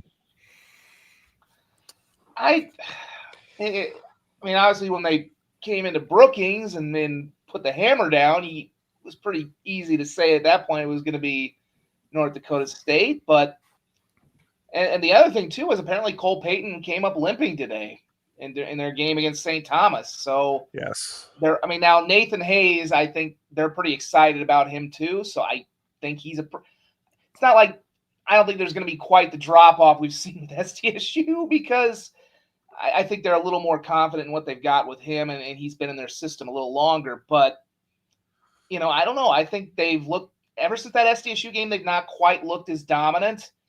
Youngstown gave them a game. Obviously, UND gave them a game. So, but, they're going to have the number 1 seed. They should, in theory, have the easiest path there. But you never know. I mean, they could I think they were kind of getting glazed a little early on as well. This could be one of the best Bison teams of all time, and I think we've all kind of shifted. Like, okay, let's park the car on that one. But it would be I'm kind of with you on that, Kevin. If it's my own money, I'd probably take NDSU, but I wouldn't be shocked if they're going to get a scare somewhere in the quarterfinal or the semifinal. I think there's something. I mean, they don't get off to good starts in games. The notable exception being in Brookings, ironically. They've gotten off to some sluggish starts. We'll see what the crowds are. They've gotten better crowds. Polisek really pounds the paint to try and get that place sold out. But we know there's apathy for playoff games there. Could an Abilene Christian, like we saw last year, Abilene Christian went in there and pushed them for a while. I don't know if Abilene Christian's going to be on that side of the bracket, but could somebody else do that? Maybe come in and catch them sleeping a little bit, or come in and catch that dome kind of, a little quiet or whatever.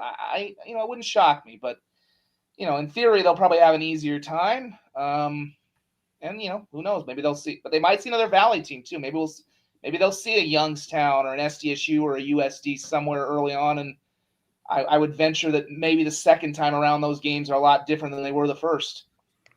I mean, we're kind of familiar with that. This is a South Dakota State show, right? Where the second matchup is different than the first one. we've been there before, like that one time, and that other time, and then the other time before that, and Right. the other time, and then the other time before It's that. gotta It's just the change nature sooner of or later, doesn't it? One of these Well, years, it has. Could you to imagine change. if could you imagine? And I'll say this: I don't think it happens. Specifically, SDSU beating NDSU in the playoffs this year for obvious reasons, but also on top of that, because I think something that Polisek does not get enough credit for is he is a phenomenal coach when it comes to a big game.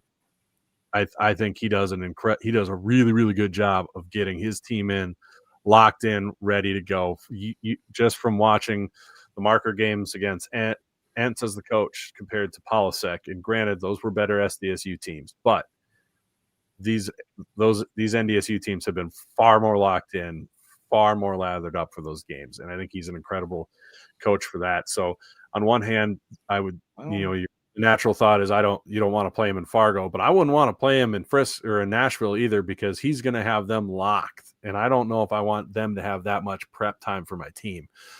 And it's interesting. I would take NDSU.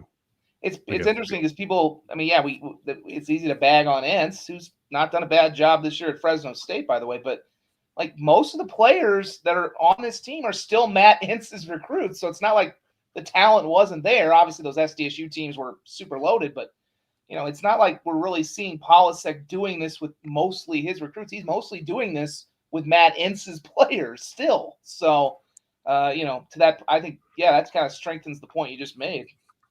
I still think so. To Kevin's point, like I do think this field has enough good teams in it where we could see a little bit of parity in some places, but even with someone else's money, I'm still probably putting it on NDSU. I just don't see how, like right now, I don't know outside of maybe Montana State, if they play up to their potential that we saw today, I don't see a team that I'm taking right now if I was picking 1v1 with NDSU. And I think a lot of it has to do with what Brendan said. It's they just never beat themselves. Like, especially that we haven't seen them really do that outside of maybe the USD game under Polasek, that last game of the season last year where they lost on the weird last play. But you just look at how they're always good on these like money downs, third down in the red zone, and they force a key turnover here, or Cole Payton makes a spectacular play with his legs outside the pocket. They just always find a way to win.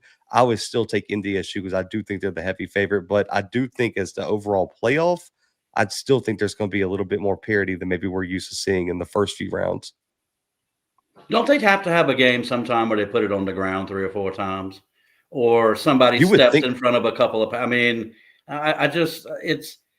They do I it don't the know, regular- man. It's like rooting for the Yankees or the Cowboys, or the Patriots back in the day, right? I mean, I'm a natural lover of the underdog. I think everybody is for one way or another.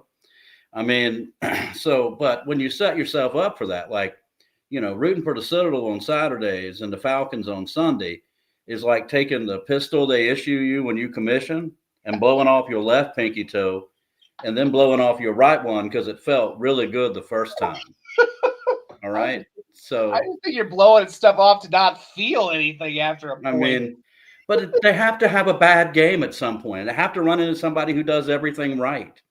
But it hasn't mattered. And that's what's been so impressive about what they've done with 19 different head coaches over the years. and I mean, like listening to our friends in Fargo last week talking about how everybody hates NDSU and nobody will vote for their guys. Oh, I don't hate NDSU, man. I admire the shit out of what they do. I mean, it's the gold standard. And unlike a lot of folks who cover FCS football, a lot of people who do this for a living have come into it after the Dakotas have been in it. I mean, I've seen them all, man, and like they just showed that App had their 2005 team reunion that won the national championship. I remember just about everything about that team, right? And so there's never been anything like this. We've had some teams that have had some runs, but Lord of mercy. And that's why it's so impressive what you all have done, dethroning them for the time that you did. Whether that time is over, well, we have playoffs for that, don't we? But they just don't help you. And you would think at some point in like 15 years, the ball wouldn't bounce their way. But at some time you have to say you make your own luck. And the ball bounces out and their guy is right there to pick it up. That's coaching, man. And they've had just a level of that has been unprecedented in the 45 years I can remember 1AA or FCS football. There's never been anything like it. I mean, the only times it's really happened, I mean, I can go back to, I can count them on my own hand, and they're all regular season. It was 2017 when they lost in Brookings, and I think they turned it over 5 times that day. 2021 they lose in Brookings, and they turn it over 3. To your point, they do have these games. It doesn't happen in the playoffs for them. 2023 they lose at home to USD in a stunner, and when they got down 24-3, I think. And even the last year, like you mentioned it, Zach, that weird game, which is really Polisek's only black mark, was, I mean, they had like a 10-point lead with a couple minutes to go, and you thought it was safe, and they ended up blowing it. I mean, it is coaching. I mean, and obviously they're at home, as you pointed out over the years, Kevin, with your SoCon teams usually getting funneled there. The Fargo Dome, whether it's 19,000 or whatever the attendance numbers now, that's just a tough place for people to go play. I remember James Madison a couple times. I mean, the one that really stuck out to me, because the only time they've really been drilled in the playoffs was, of course, the national title game SDSU won in 2022. But that semifinal before, Incarnate Word, this is for you, Zach. I mean, Cam Miller completed like one pass in that game. Yeah, 1 for 12 or something like that.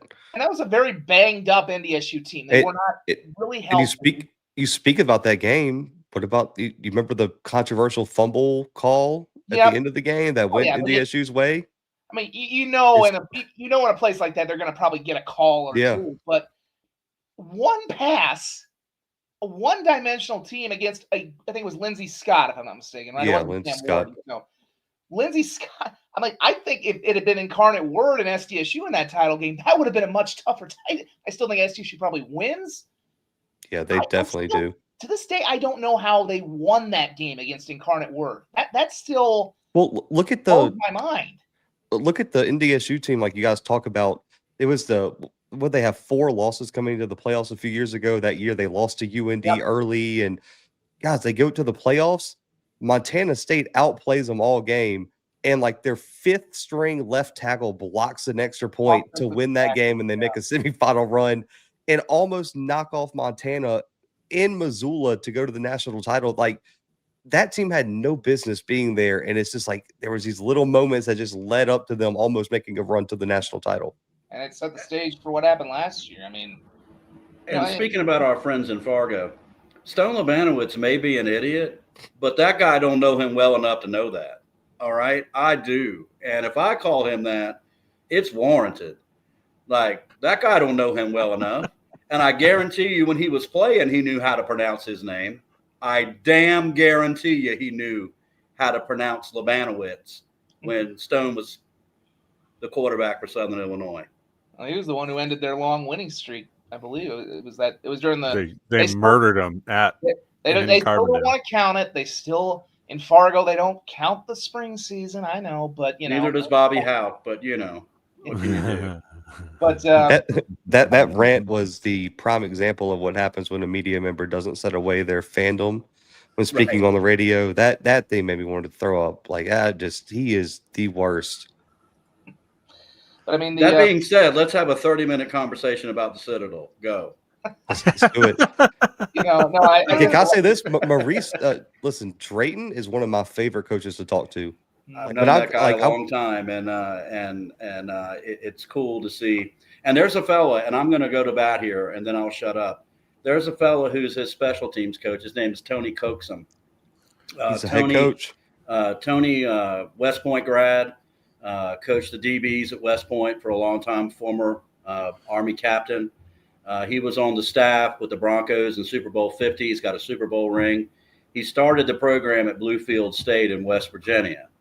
And they had a nice time there until the school didn't want to support the football team anymore. So he moved down there, and Coach Drayton hired him. He's been at Northern Colorado too. If there are teams who are looking for head coaches, Tony Coaxum is a guy who should be on their list. And I'll shut up after that.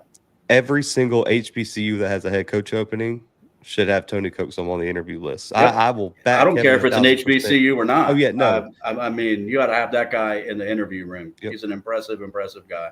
And you're going the hard way with the schools you're mentioning. You're not taking the easy routes there. You're going to places that takes a little more than some TLC to build up.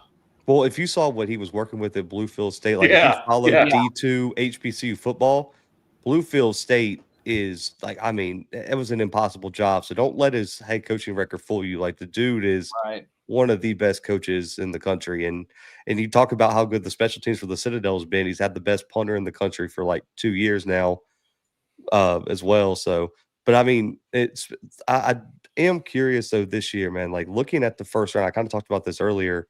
I don't know about y'all, man. I'm excited about this postseason. I feel like the first round and potential second round matchups we can get, like, they're going to be some insane games. And I know a lot of people just look at the first round as like, oh, it's all blowouts and this and that. And yeah, maybe Drake or Central Connecticut State might get blown out, but there are some like must see primetime television level matchups that we're going to get in the first 2 rounds this year. I'm excited too. This sign behind me, let me point right there, says we interrupt this marriage for football season. So I'm gonna put a little piece of paper over that says playoffs. So, Yep. and that's I look, my team's not in it, but I'm as excited for this year as I've been for the FCS playoffs in a long time.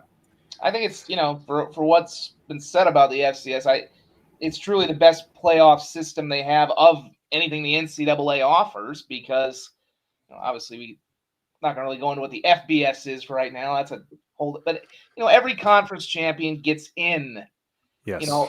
There's chances. I mean, unlike Division II and Division III, I mean, we're sitting here in Sioux Falls. We had a 9-2 team get left out.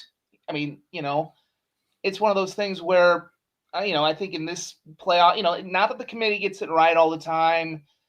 Are they going to leave a team out? Sometimes it's probably deserving. Sure. Are they going to mess up seeding? Yeah. But you know what? At least to me, it's the most fair and equitable playoff system you have among the NCAA's divisions. And this year it's interesting because it's all granted, although it's going to be the same top two seeds with NDSU and Montana State, there's a lot of breaks with the norms. We're seeing some some different teams rise up. We're seeing some teams that we'd seen previously be kind of high in the pecking order are having to start in this, are going to be playing on Thanksgiving. So I think there's, I don't know, maybe parity is the right word. I don't know if that's it, but it's definitely a different looking playoff. And even the fact they're seeding it 1 to 16, I think just adds a new element to it as well. So I'm definitely more intrigued for it. I think in the first round, perhaps more so than I've been in a long time. I mean, this first round, I think genuinely there are some interesting matchups that could get birthed out of this. Well, first round of the FCS playoffs is my favorite weekend of the year every year. I love it. And I'm going to be out by my mom's in Milwaukee for Thanksgiving this year. So I'm not going to be, this will be the first SDSU home game I've missed in a long time. Well, by the way, you're going to be a little bit warmer because the look of it, it's going to be 29 and it could be precipitation. Right. That's what I saw in the forecast. Those are my favorite games. God damn it. It's true. But you ain't no domer. No, I'm an outside football for lifer. But that being said, my crusade that I will die on the hill of is the Team A from the Big Sky or Missouri Valley would win the NEC. So who cares? I don't care. I don't give a shit. The NEC should have a team in because they won their conference. You should get in for winning your conference. What drives me nuts is I know every single person who makes that argument as an FCS fan complains about the FBS playoff or the March Madness where they don't let enough mid-majors in. But then they pull the exact same crap when they're in a power conference in the FCS, and that drives me bananas. Yes, are there blowouts the first round? Absolutely. There's the blowouts in every first round of every tournament ever. I don't care if it was when the FBS had 4 teams. Half the game sucked. Yep. Who cares? Give me that first round where there's upsets, and because there's always upsets in the first round. There's always at least one big upset where you're like, oh, goddamn, I didn't see that coming. I remember when Duquesne knocked off Towson and we got to play Duquesne. That was a crazy upset. Or San Diego winning those back-to-back years. Right. Just fun. It's football. Big Sky people don't like it when you bring that up, though. Yeah, well, like they're the only conference that's lost to the Pioneer League team in the playoffs. Twice. But twice. And you did twice. Because I think I was in high school when that happened. Right. Yeah. I'm not going to bring in the whole, because obviously we know all the movement that's gone on between FCS and FBS, but as somebody who went to a group of 5 school, when Colorado State was good, there was a time, believe it or not, like we would win our conference, but we wouldn't go anywhere. It's like you'd go play in a stupid bowl game. And I'm like, that's what, to your point, Brent, I'm like, that's what I love about this playoff system is like you said, everyone gets a chance. Yeah, you're right. There might be teams that wouldn't. It's like the NCAA tournament in basketball. Everybody gets in. That's what bugs me the hell out of me about the FBS. And I know that's a whole different can of worms because that's more money than it is actually equity and putting a good playoff together.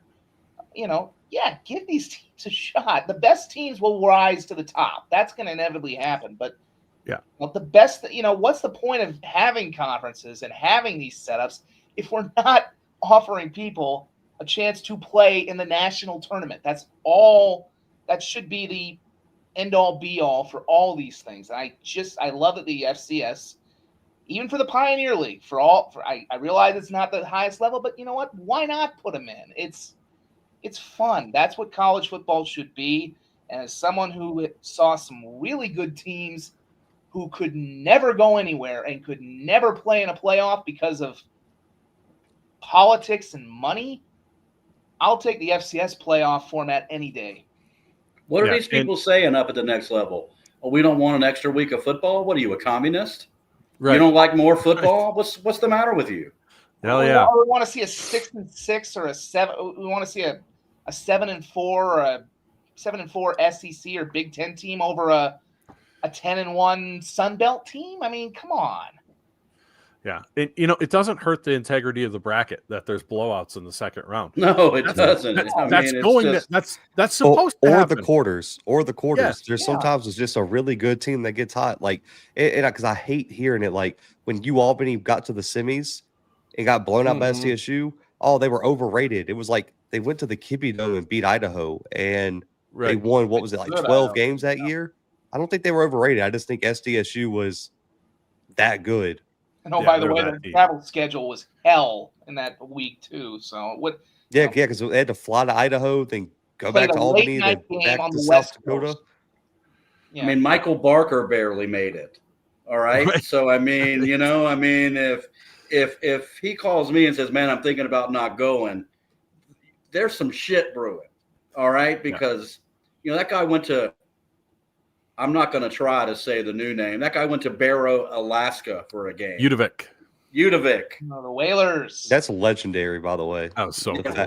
Yeah. God, that was but no, the first round, those blowouts, like you said, Zach, because the team gets blown out in the quarters, they never deserve to be there. What? That happens at every level. Every level. It happens in the NFL. Like, what are we talking about? That's the case. Why are we having the NCAA basketball tournament? Yeah, let's just vote on it, and then because it prints money. That's no fun. There's that. Yeah, and Zach, I know that you are plugged in with our HBCU friends. I am kind of as well, just because of my love for the South Carolina State Bulldogs. Always been a great admirer of that program. Orangeburg is 75 miles from my hometown of Charleston. You would have to be an idiot to ignore that program and what Willie Jeffries and then Buddy Pugh did. But it's the argument of, well, it doesn't make money. The FCS playoffs don't make money. And my question to that is, when did we start looking at our football programs as things to make money versus offering kids educational and athletic opportunities? I just, the idea of, well, it doesn't make money, so we don't want to do it. So you want no postseason at all then, except for 2 teams? That's what you want instead? I will say this. The only caveat I will give the SWAC, just because obviously I've talked to my co-hosts like really in depth about this with Coach Fred, who the assistant head coach Fred, Alcorn. Right? Yeah, head coach Fred. Yeah, man. Shout out to Fred, man. And he's a huge supporter of the playoffs, and he loves it. But he said he had a conversation with his AD about it, and the biggest thing is because of the state's underfunding of the university, the football program making money is important for them more so than some of these other programs. And so that would be the pushback there, is because of the racism and the state funding with a lot of these HBCUs, especially in the South. That Celebration Bowl payout is huge. And so I do understand that. And they can't afford don't do the Celebration Bowl. I totally understand why they do. But the should we accept a berth if it's offered? Of course you should. Of course. I think they always would. Now, the only ones that would push back are Southern and Grambling, because obviously they have the Bayou Classic next week, and that makes millions of dollars for both of those programs. So you can't pass that up.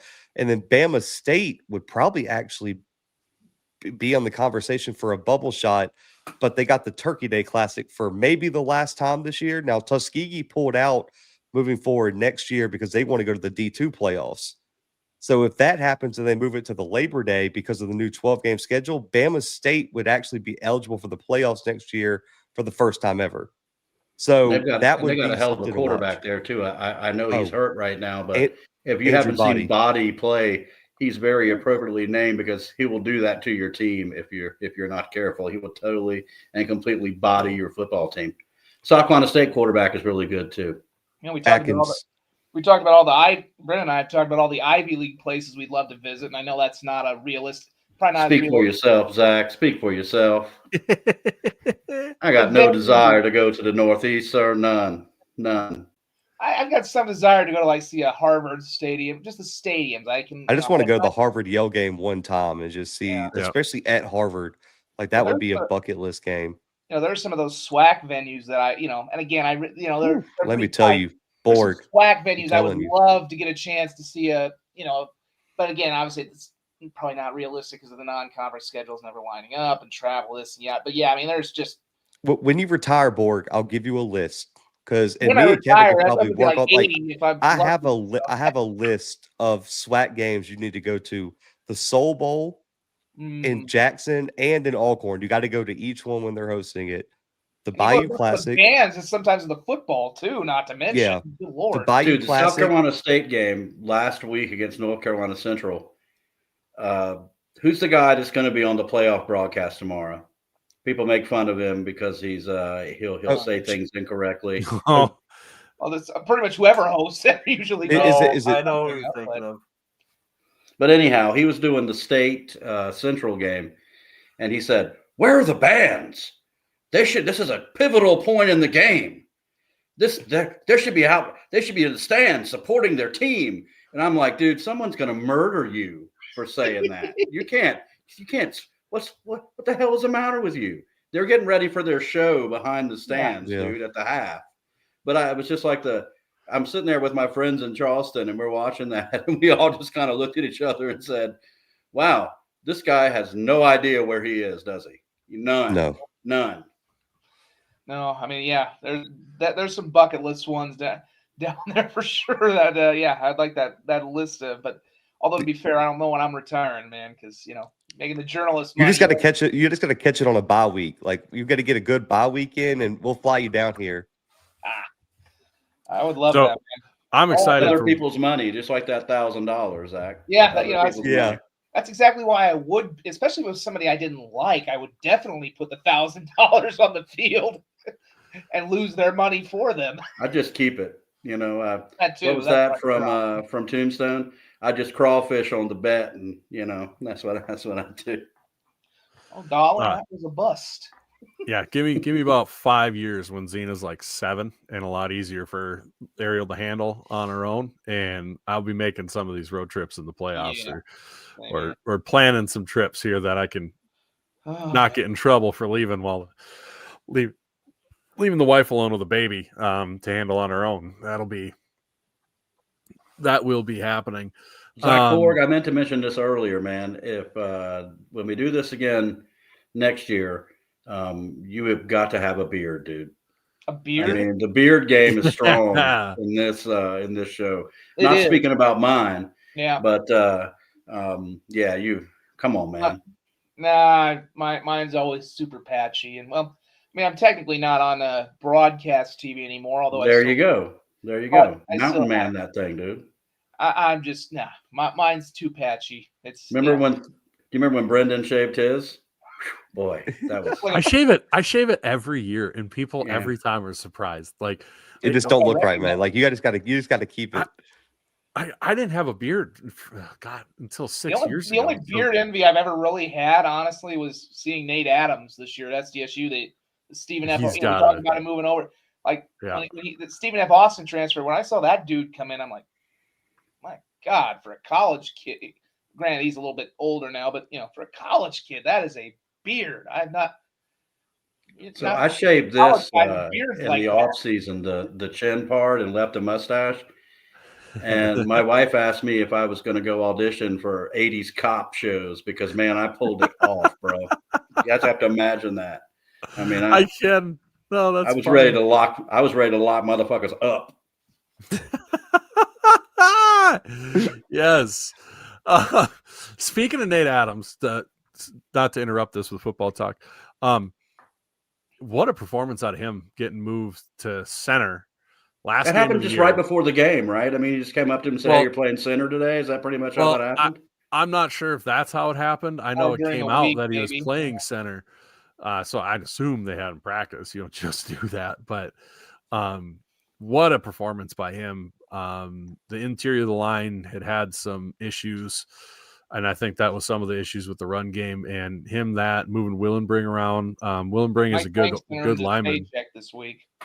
Yeah. And wow, what a performance by him. And I've just been seeing the pass over and over. I do want to show it one more time here because we are closing on 2 hours. And thank you both so much for jumping on. Thanks, guys. Really, really appreciate it.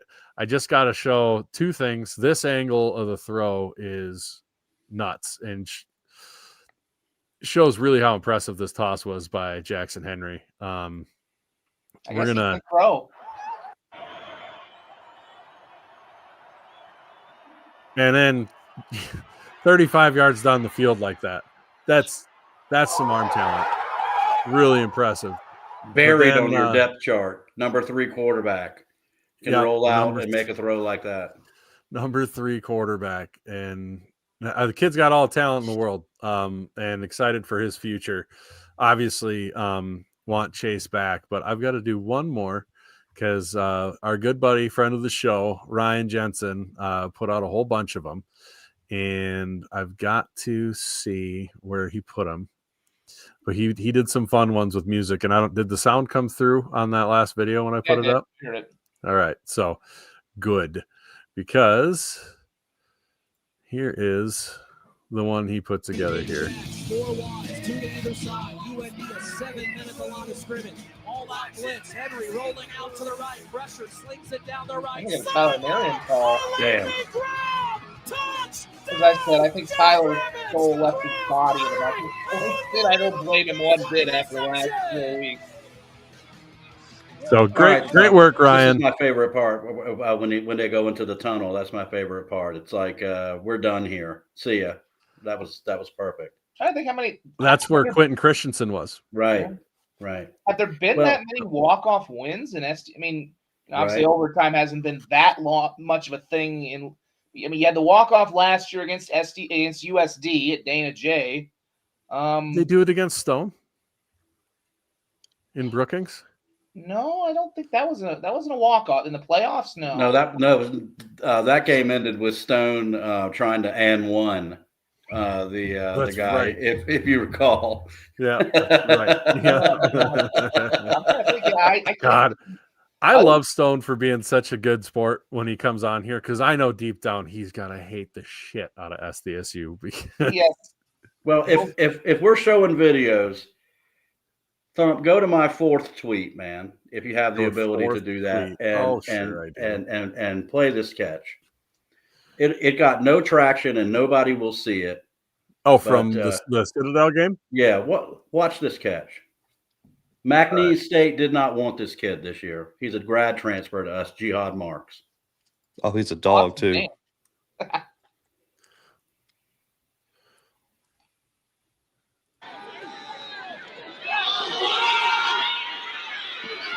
Whoa! Whoa!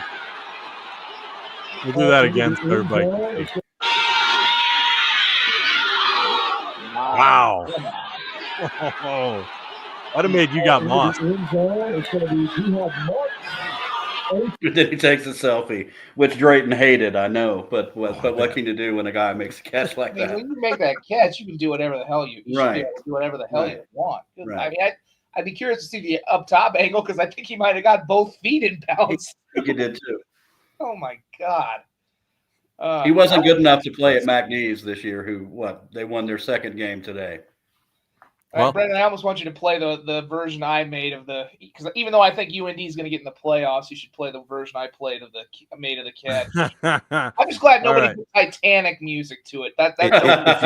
I mean, somebody asked for that. I saw actually, that in the somebody comments. did do the Titanic music. Perfect. He also did one for me with "Hero" by Nickelback, which was I know my that was your favorite. request. That was my favorite, but I never thought I'd like to hear anything that sounded like Nickelback, but that was a good video.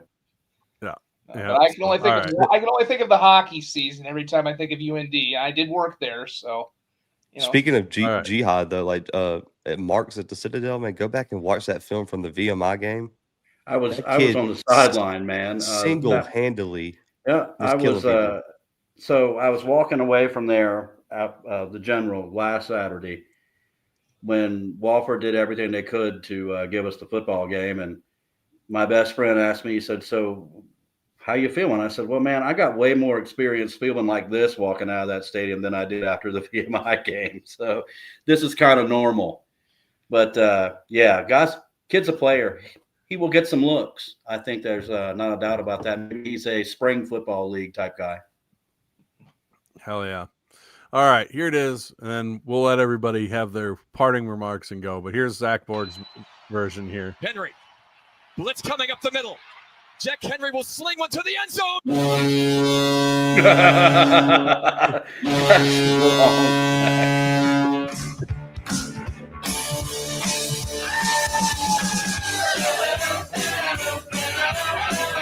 you the Chelsea Dagger.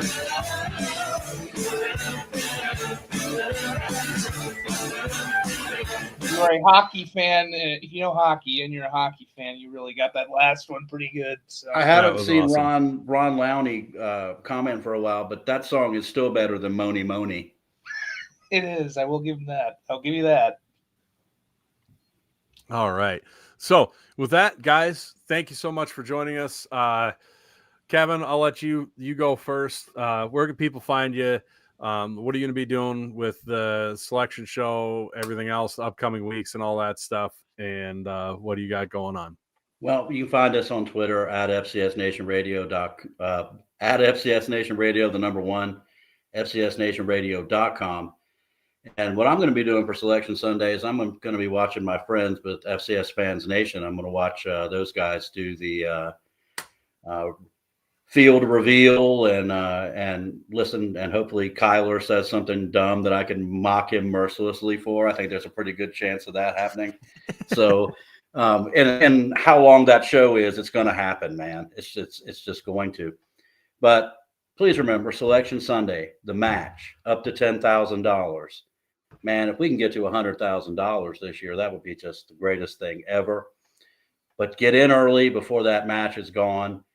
We really appreciate everything that Jackrabbit Illustrated has done, Eye Slayer has done, getting that total for South Dakota State just to be something that's just a tremendous thing. Thanks to every single one of y'all. If I talk about it anymore, I'm probably going to tear up, and nobody wants to see a Southern man cry. So thanks, y'all, and thanks for having me, guys. It's really a nice thing to come on here. And hey, thanks a lot for coming on, Kevin, rocking for us Thank with you. us for not late hours tonight. Mr. Mckinnel, what do you got going on? I know you've got your projection out on your FCS Central, but where can everybody find you, your podcast with Timothy, and your shows with Craig and everything else? Yeah, I don't know what the recording schedule is this week for Thanksgiving, but man, me and Timothy will be recording like a instant reaction episode to the bracket. I'll be tuned in watching it live with you guys, man, on FCS Fans Nation as well.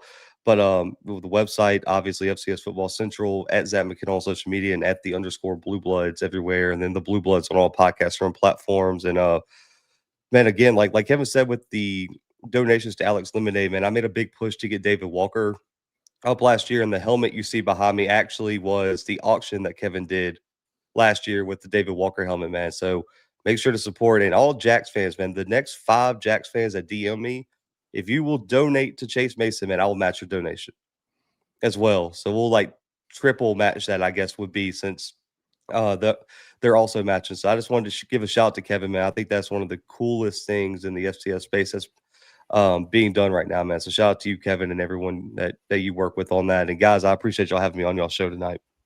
That's really super, Thank Zach. you. Thank you very much, man. Thank you, man. Wow.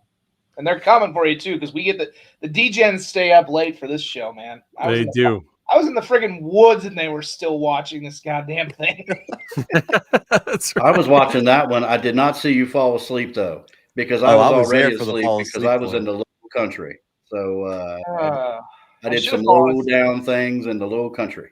I did have the cops come by because they were wondering who the hell was in a car outside a random store at night. So didn't fall That's- asleep, but I did get the county sheriff to come by. So That's why Brendan actually invited us. He needed some Southern flavor to the show to Right. keep you awake this time. It got too Midwesterny in here. Is there video of the sheriff knocking on your window? No. Damn. Unfortunately, no. Damn. This may not have been the best SDSU season of all time, but man, there's been some eventful stuff happening in this year's season. It has been a ton of fun. Kevin, Zach, thank you so much you guys. for hanging with us for officially 2 hours now. You Can guys we are do the it? best. Can we do it? Can we do it? Can we do the thing? Can we do the thing? We will. Just first, everybody who's watching, listening, joined us, you absolute lunatics at 1:30 in the morning. God bless each and every one of you. We appreciate it so much. Thank you. Go follow Zach. Go follow Kevin. Listen to their podcast. Listen to the FCS Nation Radio on your local radio station, or pick up the podcast version. We appreciate all of you. Like, subscribe, share it with your friends, but we really appreciate each and every one of you who listen now, or if you're listening tomorrow, Saturday after the pot, or Sunday after the selection show, whenever. We'll be back We next appreciate week. it. We didn't know if we were going to be back next week. week. We will be back next week. So that's exciting. I'll have a different backdrop because I'll be at my mom's place. But other than that, thank you so much, everybody. And we'll end it the way we usually do, with a go big, go blue, go Jacks. Go Dogs. Peace. There we go. And we're going to end this way because it's funny.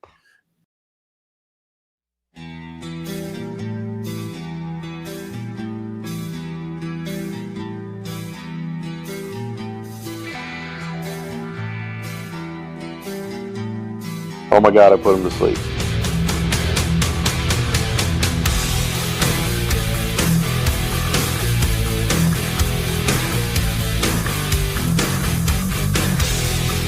Oh, we got it. I fell We got a asleep. gag going. He's just so boring. What a time to be alive.